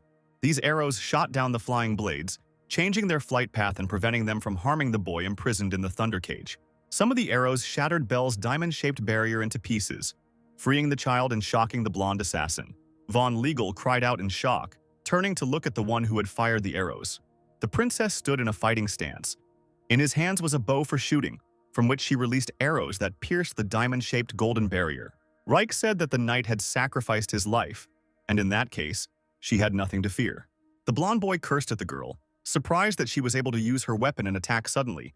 He took out his blades and ran towards the princess, intending to attack her. A look of fear appeared on Rick's face. Bell thanked the lady for her help, already standing on the floor. Von Legal turned around in panic as he heard the voice of the freed boy. Bell swung his sword towards the blonde assassin, attacking him in this manner. Blood began to flow from Von Legal's mouth as the boy managed to hit his body with this blow and harm him. Drops of blood splashed onto Bell's impassive face. The blonde boy's body fell onto the wooden floor with a loud thud, the pool of blood growing under the corpse. The boy asked Reich with a smile if she was okay. The princess's face looked sad as she looked away. Reich stood up from the floor where she had fallen earlier. The girl touched Bell's cheek with regret, calling him a fool, because he himself was covered in a bunch of wounds. The princess asked the boy for forgiveness for dragging him into a dispute over the inheritance. Bell said that there was nothing terrible in this situation, and at the same time noted out loud that the girl really was as strong as she claimed. Reich said that she was not strong enough compared to the boy. The girl thanked Bell and promised that when her savior was in danger, she would definitely come and help him. The boy knelt down and formally thanked Mrs. Reich with a smile. The girl smiled kindly, looking at her guard in front of her. The princess took the ring off her finger, deciding to give it to her savior, also as a reward. She knelt down in front of Bell and placed the ring in his palm, telling him that she was giving it to him as a token of her respect. The boy stared at the ring in surprise as he recognized this unusual object. A white ring with golden patterns on its surface and a blue stone sparkled as it lay on his palm. The roofs of the ducal estate were illuminated by the bright afternoon sun.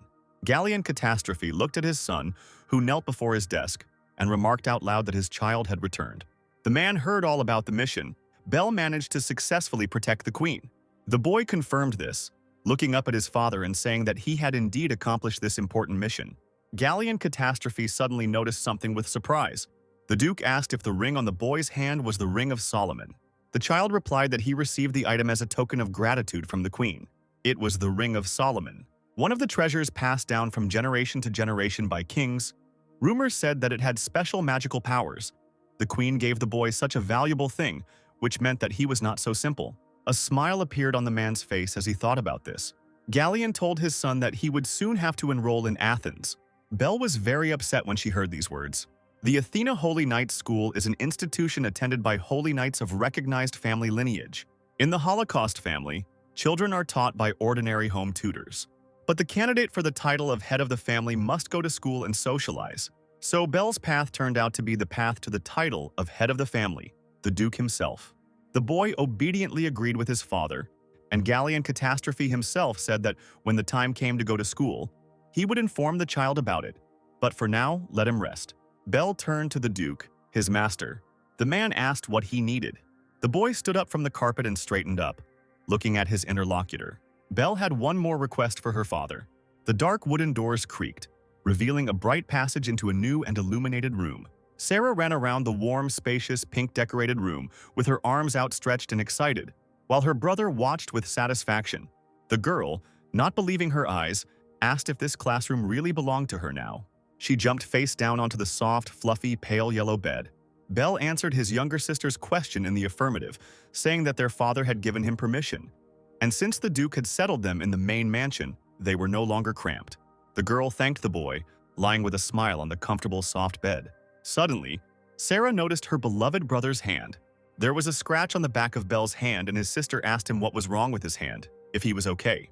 The boy sheepishly replied that he had managed to get hurt on a mission when the girl grabbed his hand and began to examine it carefully. Sarah wished for pain in cats and dogs, and so that Belle's arm doesn't hurt. The boy thanked his sister politely and with a smile, claiming that now he really didn't feel any pain. Belle stroked the girl's head, noticing that she was being treated better in their family, which was partly what he had been trying to achieve. Now the boy had to think about what to do next. After all, in 5 years, another count will start a war against the ducal family of Catastrophe, and Sarah may again find herself in danger. In order to save his sister, there is still a lot to learn, which is what Belle will have to do. To do this, the boy needs to become the next head of their family. Laser opened the doors to his master's room, who was painting something on his easel with an enthusiastic look. The room of the eldest son of the Catastrophe family was dark and decorated in purple colors. The blonde servant knelt down, bowing to Jin Catastrophe. The gentleman did not answer immediately, too focused on drawing. A yellow spot blossomed in the midst of the blue of his canvas. Laser said that to his regret he had one message. The Duke and head of the family decided to give Mr. Bell to Athena. This is the first time that other than the eldest son of the Catastrophe family, someone will be sent to this school. A war for the title may break out. Before that can start, the servant had a certain proposal. The dark-haired boy told Laser to shut up and leave him alone. His hand laid the palette and brush aside. Jin Catastrophe believed that his younger brother did not pose a significant threat to him at the moment. Also, the fact that Bell was getting better was beneficial for the guy. The paint ran down the canvas. Jin touched the canvas with his fingers, the liquid purple paint. Laser watched his master's actions with surprise and bewilderment. The dark-haired boy slapped his paint-stained palm across his face. Jin Catastrophe said, removing his hand from his face, which was stained purple, that he liked to break things that were already finished. The fair-haired servant sheepishly agreed with his master's statement. Sometime after this conversation, Laser was walking along the corridors of the estate, thinking that no matter how much Mr. Jin wished, it was dangerous to leave Bell. The boy has several weapons and at his young age defeated a B-rank knight. Just in case the blonde servant needs to do something about this. Bell sat in a spacious, bright room. Now the most important thing for him was the skills of weapons of rank B and above. If the boy can unlock them, he will have a great advantage. But to do this, he needs to defeat many high-ranking monsters, and Bell doesn't have that much time. In the blade of his weapon, the child noticed a silhouette approaching him. Bell turned around, trying to recognize the person walking towards him. It was Laser who entered the room. The fair-haired guy turned to the boy with a serious expression on his face. Bell was surprised that Laser came and addressed him. The boy asked if his older brother, Jin Catastrophe, had asked him for anything. The blonde servant asked for forgiveness for what happened earlier, bowing to Bell. The boy claimed that it was impolite of him to draw his sword on the Duke's son. The boy wondered what had happened to Laser that he had become so polite. But he said that there was nothing terrible in his interlocutor's actions, and he was ready to forgive him. The fair-haired servant thanked Bell from the bottom of his heart. He also had another topic of conversation with the child, which he told his interlocutor about. Bell's hand tightened on the hilt of his sword. Laser asked if the boy could go with him on a monster-slaying mission. Bell asked his interlocutor again with surprise. Laser explained that the other knights, including Lord Jin Catastrophe, had other plans. But seeing Bell's impressive results, the servant decided to ask for their help. The boy found it strange that Jin's servant was asking him for help. As the son of a duke, he could not refuse the mission, but he had to keep an eye on everything and be careful. The child agreed to accept this request for help. Laser thanked Mr. Bell, but on the blonde boy's face was a creepy smile of anticipation. He had some kind of plan for this mission. Connected with the boy, Bell asked impatiently where the specified mission was to be carried out. Laser put on a concentrated expression again and replied that the mission location was in the remote area of Meldia Ethica. The name Ethics was familiar to Bell. The boy was happy, because in order to increase his strength, he needed to go to Ethics. Ambrosia was an incredible and quite rare item that, when consumed, would permanently increase the amount of mana. Two bay horses pulled a dark carriage forward along the road. Bell sat next to his older brother's servant, thinking that if he could get a few, he could reach B rank without having to hunt a ton of monsters. However, there is only one incredibly rare chance to get such a valuable item as Ambrosia. This chance and method was to conquer the hidden dungeon. Bell thought about one such hidden dungeon as he looked out the window of the carriage he was inside. One such hidden dungeon appeared not far from this city, Ethica. People walked in small numbers along the night and dark streets of the city. Laser and the blue-haired boy were sitting in some drinking establishment. The servant suggested that they discuss everything one last time before this important mission, before they went there. Their task this time was to defeat Leviathan. Laser reported that it had been confirmed that there were 7 of these C-rank monsters in total, and the pair needed to deal with them as soon as possible. It was already late today. The fair-haired servant suggested starting tomorrow. First, they needed to rest from the road. Bell agreed with this option, and getting up from the table said that he would go to his room to rest. The boy left, and as he walked up the stairs, Laser snorted, watching him go. The fair-haired guy thought with a grin that Bell was a real fool, because he didn't even realize how little time he had left to live in this world. Laser was going to make it look like it was just an accident tomorrow. The boy didn't care how talented Bell was, he was just a C-rank fool right now. So the servant thought that it would be easy to deal with him.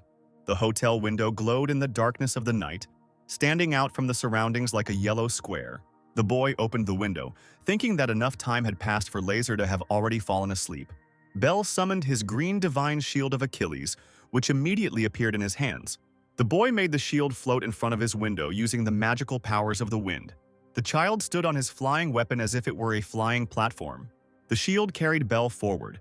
The hidden dungeon with Ambrosia was located deep in the monster forest, where people did not go.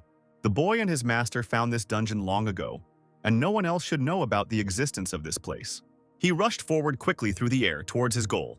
Bell jumped to the ground, his boots hitting the forest floor. The boy stood with one foot on the ground and the other on his smoking shield, looking ahead with a stern expression. In front of him was a small opening, most likely serving as an entrance to a cave. Bell walked into the stone opening, holding onto the wall with his hand on one side. In the distance, the child saw a long, narrow passage glowing green with a symbol that looked like an eye drawn on top.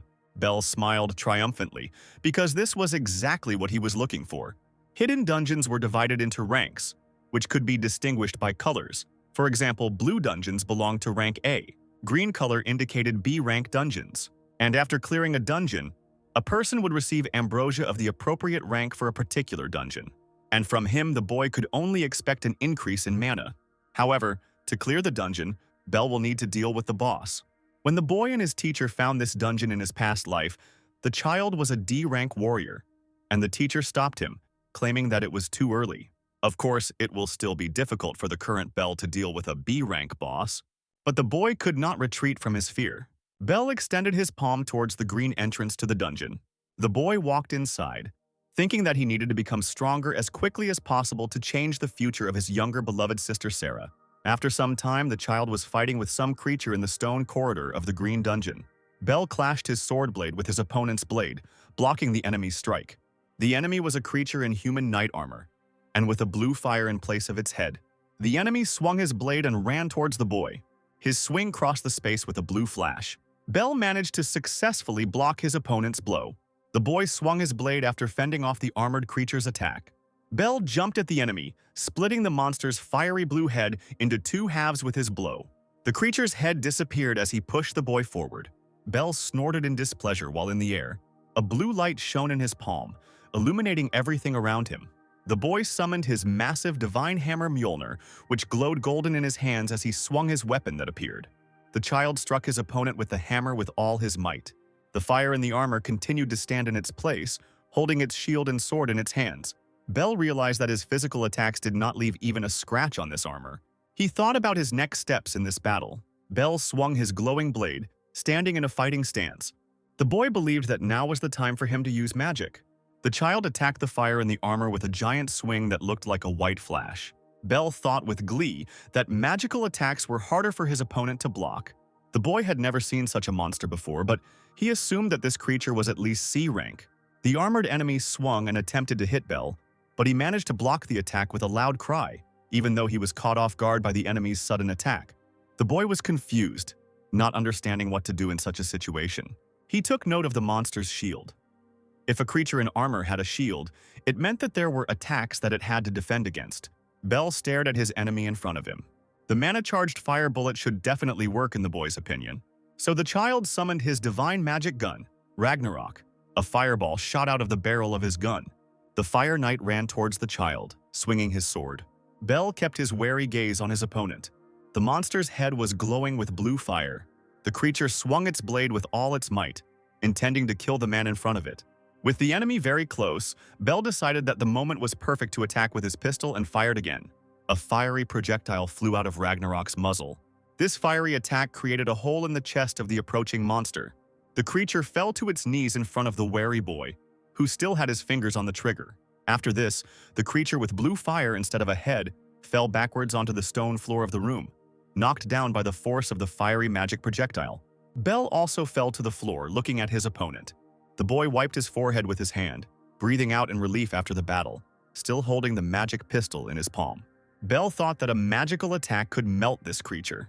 If the boy didn't have a fire element weapon, he would definitely have problems. The average monster was already quite difficult, which meant that the boss would not be a simple creature either. This is to be expected from a specific dungeon, but the boy was grateful for the opportunity to obtain such rare items from the clutches of monsters, such as the one in front of him. The mythical drink that restored both stamina and mana. Bell took a sip of the magic drink, and with that, he was able to continue exploring this dungeon. The boy cut one enemy into pieces with a blade. Another enemy fell under the blow of a magic hammer. Bell walked forward confidently, exploring the dungeon further. In front of him was a very tall, narrow door glowing green, which he was heading towards. The boy wondered in anticipation who was waiting for him behind this door. It could be a snake or some kind of demon. The child touched the green hard surface with his hand. Bell walked into the large room behind the doors, wanting to see the boss he was about to fight. The room turned out to be a real arena, which surprised the boy who was looking at this place. The child narrowed his eyes, expecting some dangerous enemy. In the distance, Bell saw a dark, human-like silhouette that was illuminated by a red, gloomy light. It was the first time the boy had felt goosebumps and his mouth was dry since his rebirth. The enemy radiated a heart-rending pressure. It was a dark, armored creature with horns and spikes, and a worthy weapon, a long and broad sword. The monster's eyes glowed red. The creature confidently headed towards Bell without hesitation. The boy happily realized that this was the boss of this place. The monster was already next to the man. Bell reached for his divine scabbard, which, as usual, was always with him, hanging on his belt. The dark-horned creature looked down at the child in front of it, not yet looking to attack. The creature raised its wide blade up. Bell panicked as he realized that it seemed like the boss was about to attack. The monster came even closer and swung its sword at the child, wanting to strike. The boy managed to jump back from the sharp and quick attack, remaining unharmed. The dungeon boss struck again. missing Bell but shattering the stone floor of the battle arena. The boy realized in horror that if the monster hit him with a sword, the child would die from one such blow. The creature paused for a moment, analyzing the situation and its future actions. The monster turned its head, staring at Bell with its red eye. The beast swung its blade at Bell from below, causing the child to jump upward as a way to dodge and avoid getting hurt. The boy, still in the air, summoned Caliburn. A magical divine blade immediately appeared in Bell's hands. The boy swung his sword hard, dealing a powerful blow to the dungeon boss's back. The monster's red eye flashed. The child cursed, because this was another heavily armored monster that would take a lot of time and effort to deal with. The blade of the creature's sword emitted dark energy as it swung the weapon towards Bell again. In the boy's hand was the hilt of his sword, Caliburn, but then the Ragnarok pistol appeared in his palm, replacing the weapon with a blade. Bell decided to try to deal with him in the same way as with the previous opponents from this dungeon. The child began shooting at the monster, mentally counting the shots fired from his firearm. A slight look of horror and confusion appeared on Bell's face. The boy shot at the monster again and again. Another fiery projectile flew out of the barrel of the divine magic pistol. Bell focused on his next attack. The boy fired again, wishing at his strong and powerful opponent. The projectile hit the creature in the chest and exploded in a giant orange, circular burst of fire. The dungeon boss staggered, staring at the ceiling as Bell watched his enemy expectantly. The monster turned back to the boy. He was unharmed by the child's attack and his chest was glowing with a green light. Bell was shocked because this monster turned out to be immune to magical attacks. The dungeon boss ran towards the boy and swung his sword towards the man. The creature stood with the blade pointed forward. Bell loudly summoned his magical Achilles. A huge green shield appeared in the boy's hands, saving him from the sword attack of a giant dark-armored creature. The creature's blow forced the man to move away from it some distance, but even though the attack was very strong, the shield was able to withstand it. Bell hid behind the shield, looking out from there with caution at the monster. The enemy crouched in front of the child, which made him wary. After this, the monster, in one huge leap, rushed upward towards the ceiling. The creature swung its blade through the air, intending to attack the boy from above. Bell looked at his opponent warily. The dungeon boss struck again, destroying everything around. The monster stopped, landing on the ground and sending up clouds of dust around it. The boy jumped back some distance from the enemy, not wanting to find himself in a dangerous situation. Landing deftly on the stone floor, the child realized that he did not have enough mana to penetrate this enemy armor, and now he was wondering what to do next. The boy looked into the cloud of dust that rose up after the monster and the man landed. In this impenetrable dust, something sparkled like a bright star. A bead of sweat ran down Bell's nervous face as he tried to spot the enemy. Amidst the impenetrable clouds of dust, a visible sword blade appeared, aiming towards the boy. The child gasped in shock, barely managing to put his shield forward and protect himself. The deflected blade flew to the side and sank into the stone floor. Bell sighed, waiting for the enemy to attack again. The dungeon boss appeared behind him, wanting to strike the kid in the head from behind and thus catch him off guard. And Bell realized with surprise and shock that the sword was just a decoy. The monster delivered a powerful blow with his fists. The boy gasped in pain as he felt a powerful blow land on his head. The child fell face down on the stone floor, dropping his weapons, the shield Achilles and the blade Caliburn, from his hands. The dungeon boss raised his leg above his body, as if intending to crush the fallen man in front of him. The creature confidently kicked the spot where Bell was, but under the monster's foot there was only an empty space, while the boy himself was at a distance from the enemy, still holding in his hand the green shield with the powers of the wind. The empty bottle lay fallen on the floor. Bell was grateful to the gods that he had this mythical drink, but unfortunately it was the last bottle. The dungeon boss grabbed the blade of a large blade that had fallen to the floor some time ago.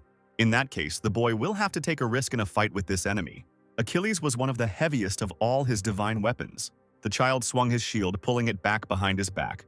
Bell thought that if he pushed the enemy with his wind attribute, he didn't want the monster to think that the shield was only for defense.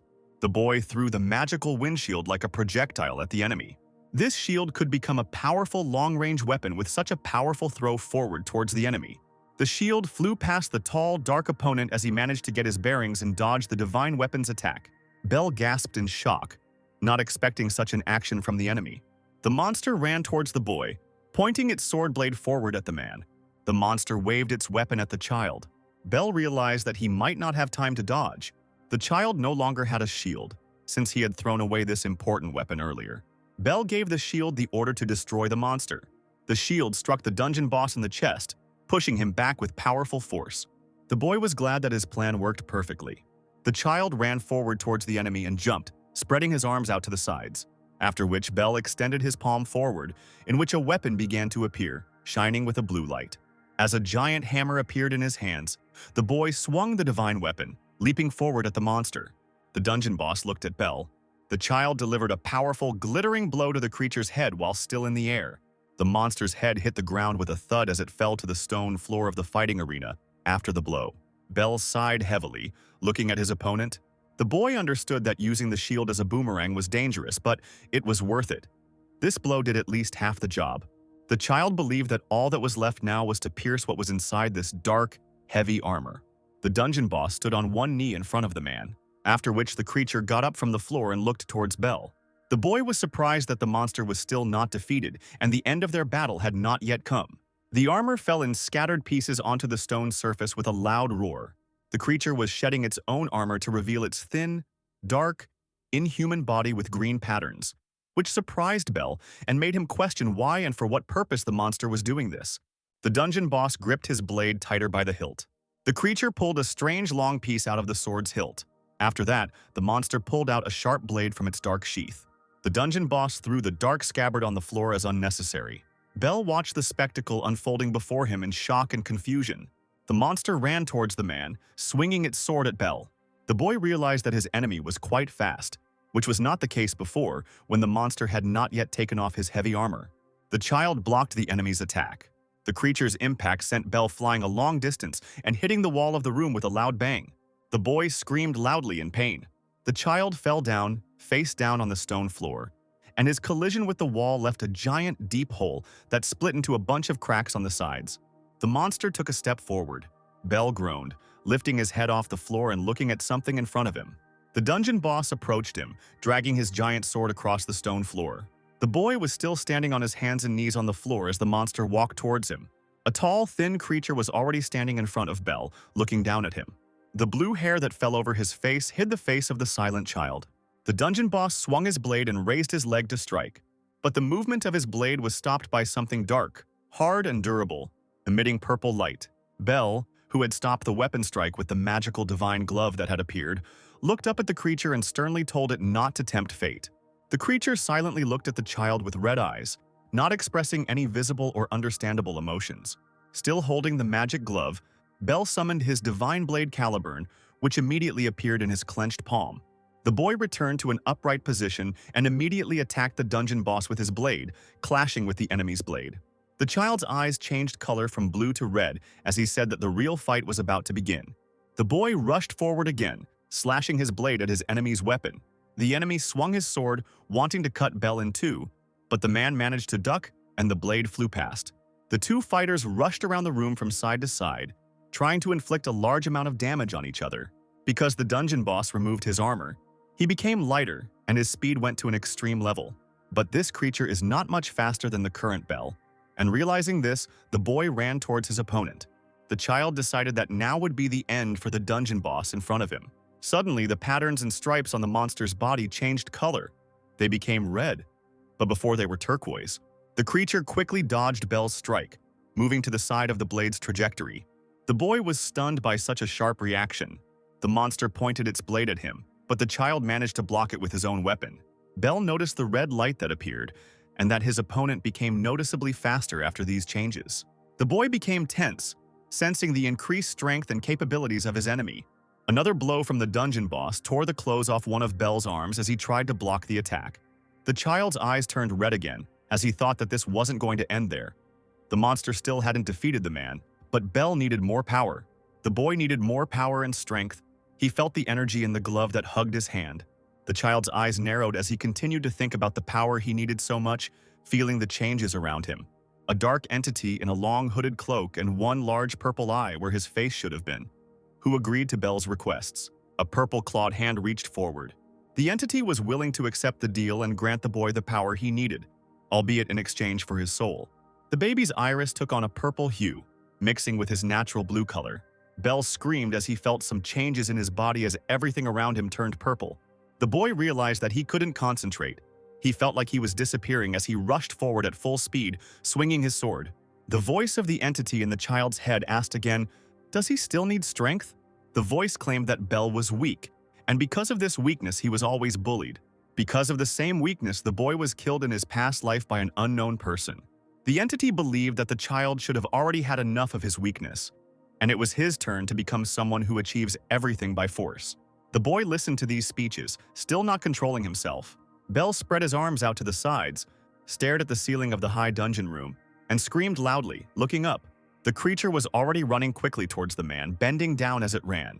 The boy, whose pupils had disappeared, causing his eyes to turn completely white, ran forward towards his enemy. The child again tried to strike his opponent, but he did not leave him alone. Bell charged at the dungeon boss over and over again, too overwhelmed by the power unknown to him, and thinking only about destroying his opponent. This thought repeated itself over and over in the boy's head. The child swung his sword again and ran towards the monster, a smile full of rage on his face. Bell was overwhelmed by thoughts of how much he wanted to kill everything that came his way. But a painfully familiar face appeared in his memories. It was the face of his happy younger sister Sarah, who was smiling brightly. The boy's eyes became aware again as he thought about Sir, and his thoughts became more collected. The child blocked another dangerous blow from the dungeon boss. Their blades crossed as the two fighters prevented each other from attacking. Another memory flashed through Bell's mind. He again saw the happy and innocent face of his younger and beloved sister. The boy said that he was not fighting for the sake of killing. Bell fought to protect his dear sister from all dangers. The monster swung its blade at the child again. The boy roughly ordered the dark one-eyed entity to shut up and give it his power. Bell covered half of his face with the broad blade of his sword and loudly called upon Aegis. The child pushed the monster far away from him with a powerful blow of the weapon. The dark entity said that it was on the boy's side, and he just had to say so, and the entity would grant Bell power. But he will give the boy this power only in exchange for his soul. The child stood in front of his opponent, radiating purple energy. Bell ran forward towards his enemy at full speed. The creature also did not lag behind and ran towards the man. They clashed again, the blue-haired boy and the thin, dark monster. The labyrinth boss and Bell tried to hit each other, but so far they were unable to do so because their strength was almost equal. The monster once again swung its blade at the child, but the man managed to duck in time, thus saving himself from a sword blow to the head. Bell concluded that his opponent was slow. The boy struck again, and with this blow he managed to cut off the creature's arm, which flew off some distance away. The dungeon boss's face was still emotionless, looking blank, and his eyes were still glowing red. Bell swung the divine blade again for another attack. The child struck the monster directly, trying to cut it into two equal halves. Parts of the monster's face began to move apart. Bell looked ahead at the body of the dungeon boss in front of him. The two severed halves of the creature fell with a sound onto the stone floor of the battle arena, dropping the sword from its hands with a crash. A dark, gloomy energy emanated from the face of the defeated monster. Bell crouched down in front of the monster's corpse, realizing that he seemed to be done with this battle. The purple glove in the boy's hand began to glow with a bright light. The glove was gone, and the child himself was thinking, the dungeon boss was a strong enemy. He was dangerously close to losing himself. Now Bell needs to ignore the use of Aegis as much as possible. The boy rose from the floor, also taking a small green bottle from it. Thus the child managed to get hold of the valuable ambrosia. If Bell drinks it, his mana should reach B rank, and thanks to this, he will be able to open the first level of his own unique skill. The boy had never seen such a thing as ambrosia before, and so he wondered if it was normal for a child to just drink this liquid in a small bottle. Bell decided it was worth drinking for the future and threw his head back, swallowing the ambrosia, after which the boy breathed a sigh of relief. The child stared at his hands in surprise. He felt his mana improve. It seemed incredible to Bell, namely the possibility of reaching B rank in an instant. Suddenly the boy felt something unusual, opening his eyes even wider. The child groaned, clutching his chest sharply. Bell fell to his knees, not understanding what was happening to him, and with a feeling in his chest, it felt like his whole body was burning. The divine scabbard hanging on the boy's waist began to glow with a bright blue light. The child did not understand what was happening to him. The boy fell face down on the stone floor, and his scabbard continued to glow with an unusual light. Under the child's body were blue pentagrams, also emitting light. Bell opened his eyes with difficulty, coming to consciousness. The boy sat up and began to look around him, as the surrounding space had clearly changed. The child wondered where he was, as this was clearly not the same battle arena from the dungeon he was originally in. It was a gigantic space, in blue colors, and the boy himself stood on a platform with a giant blue pentagram. A figure suddenly approached from behind and remarked out loud that Bell had woken up, which caught him off guard. The person in the white cloak and holding a green shield in his hand said that they had not seen the boy for a long time. The hood of the cloak hid the man's face in the darkness under the white fabric. The child was surprised to recognize his teacher in this person. On one of the square columns sat a guy with red hair, holding a red pistol in his hand, which was Ragnarok. On another angular column, resembling a throne, sat a girl with long pink hair, armed with a hammer. On the next such elevation sat a guy in a compressed and uncertain pose, on whose hand was a purple Aegis glove. On the fourth chair was a fair-haired man with a magical blade called Caliburn lying on his lap. Teacher Bella, wearing a white cloak, began to say words of greeting. The boy looked at this place and these people in surprise, not understanding what was going on. The man in the cloak was happy to welcome the child to the realm of souls, which is what this place was. The teacher removed his hood from his head, revealing his middle-aged appearance. He had gray hair, a beard, green eyes, one of which was covered by a black bandage. The man said that the reunion with the student was quite touching. Bell said enthusiastically that he was glad to see his teacher. His teacher was Regius, and it was he who gave the child Avalon.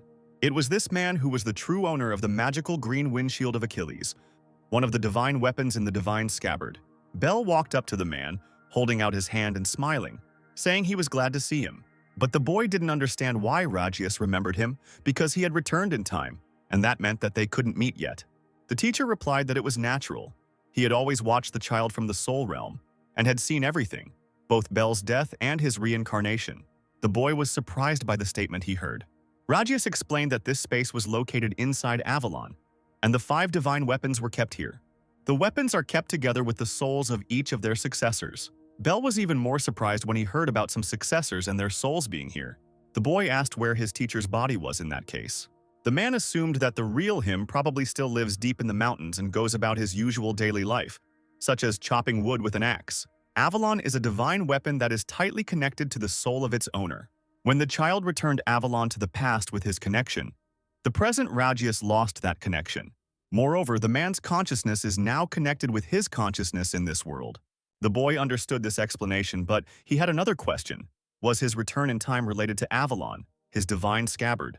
The teacher didn't know this, but he thought that Avalon didn't have the power to go back in time, and the child agreed with this, accepting this option. Bell had never thought before that even his teacher would not know what happened to his student, and he was worried about what had happened at all. The man patted the child on the head, claiming that he was doing a good job anyway to protect his little sister, Sarah. Regius praised the boy, saying that it was a good job, continuing to stroke his hair. Bell became embarrassed and blushed, breaking away from the teacher's palm and asking him to stop with the praise.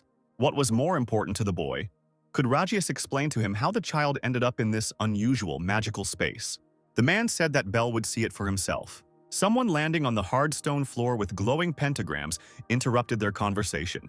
The red-haired guy cheerfully asked how long the couple would chat about life, because he also wanted to join them, and not sit forever on the angular column. This guy was the second heir of Avalon named Raven, and he was also the owner of the divine pistol Ragnarok. The man wanted to say something negative to the guy, but he interrupted him, putting his arm around his shoulders and interrupting him, starting to talk about something of his own. Raven began to touch the teacher's cheeks and suggested that he relax, asking if the old man was a golem, but the man was clearly unhappy with such stupid behavior and impolite attitude towards himself. Bell watched this scene with incomprehension, not saying a word, and analyzing the behavior of a person new to him. The boy addressed the boy, the 6th heir of the divine scabbard of Avalon, in a cheerful and friendly tone and introduced himself, extending his palm for a handshake. The child looked at Raven in surprise. Bell wanted to return the handshake, but the red-haired guy quickly removed his hand. Whoop! Raven made a funny sound, raising his hand up and not allowing the child to shake it, as this was Raven's joke. The boy stared at the guy in bewilderment and incomprehension. Raven grabbed his stomach and burst out laughing, finding the child's reaction very funny, while the boy himself still did not understand the behavior and jokes of his interlocutor.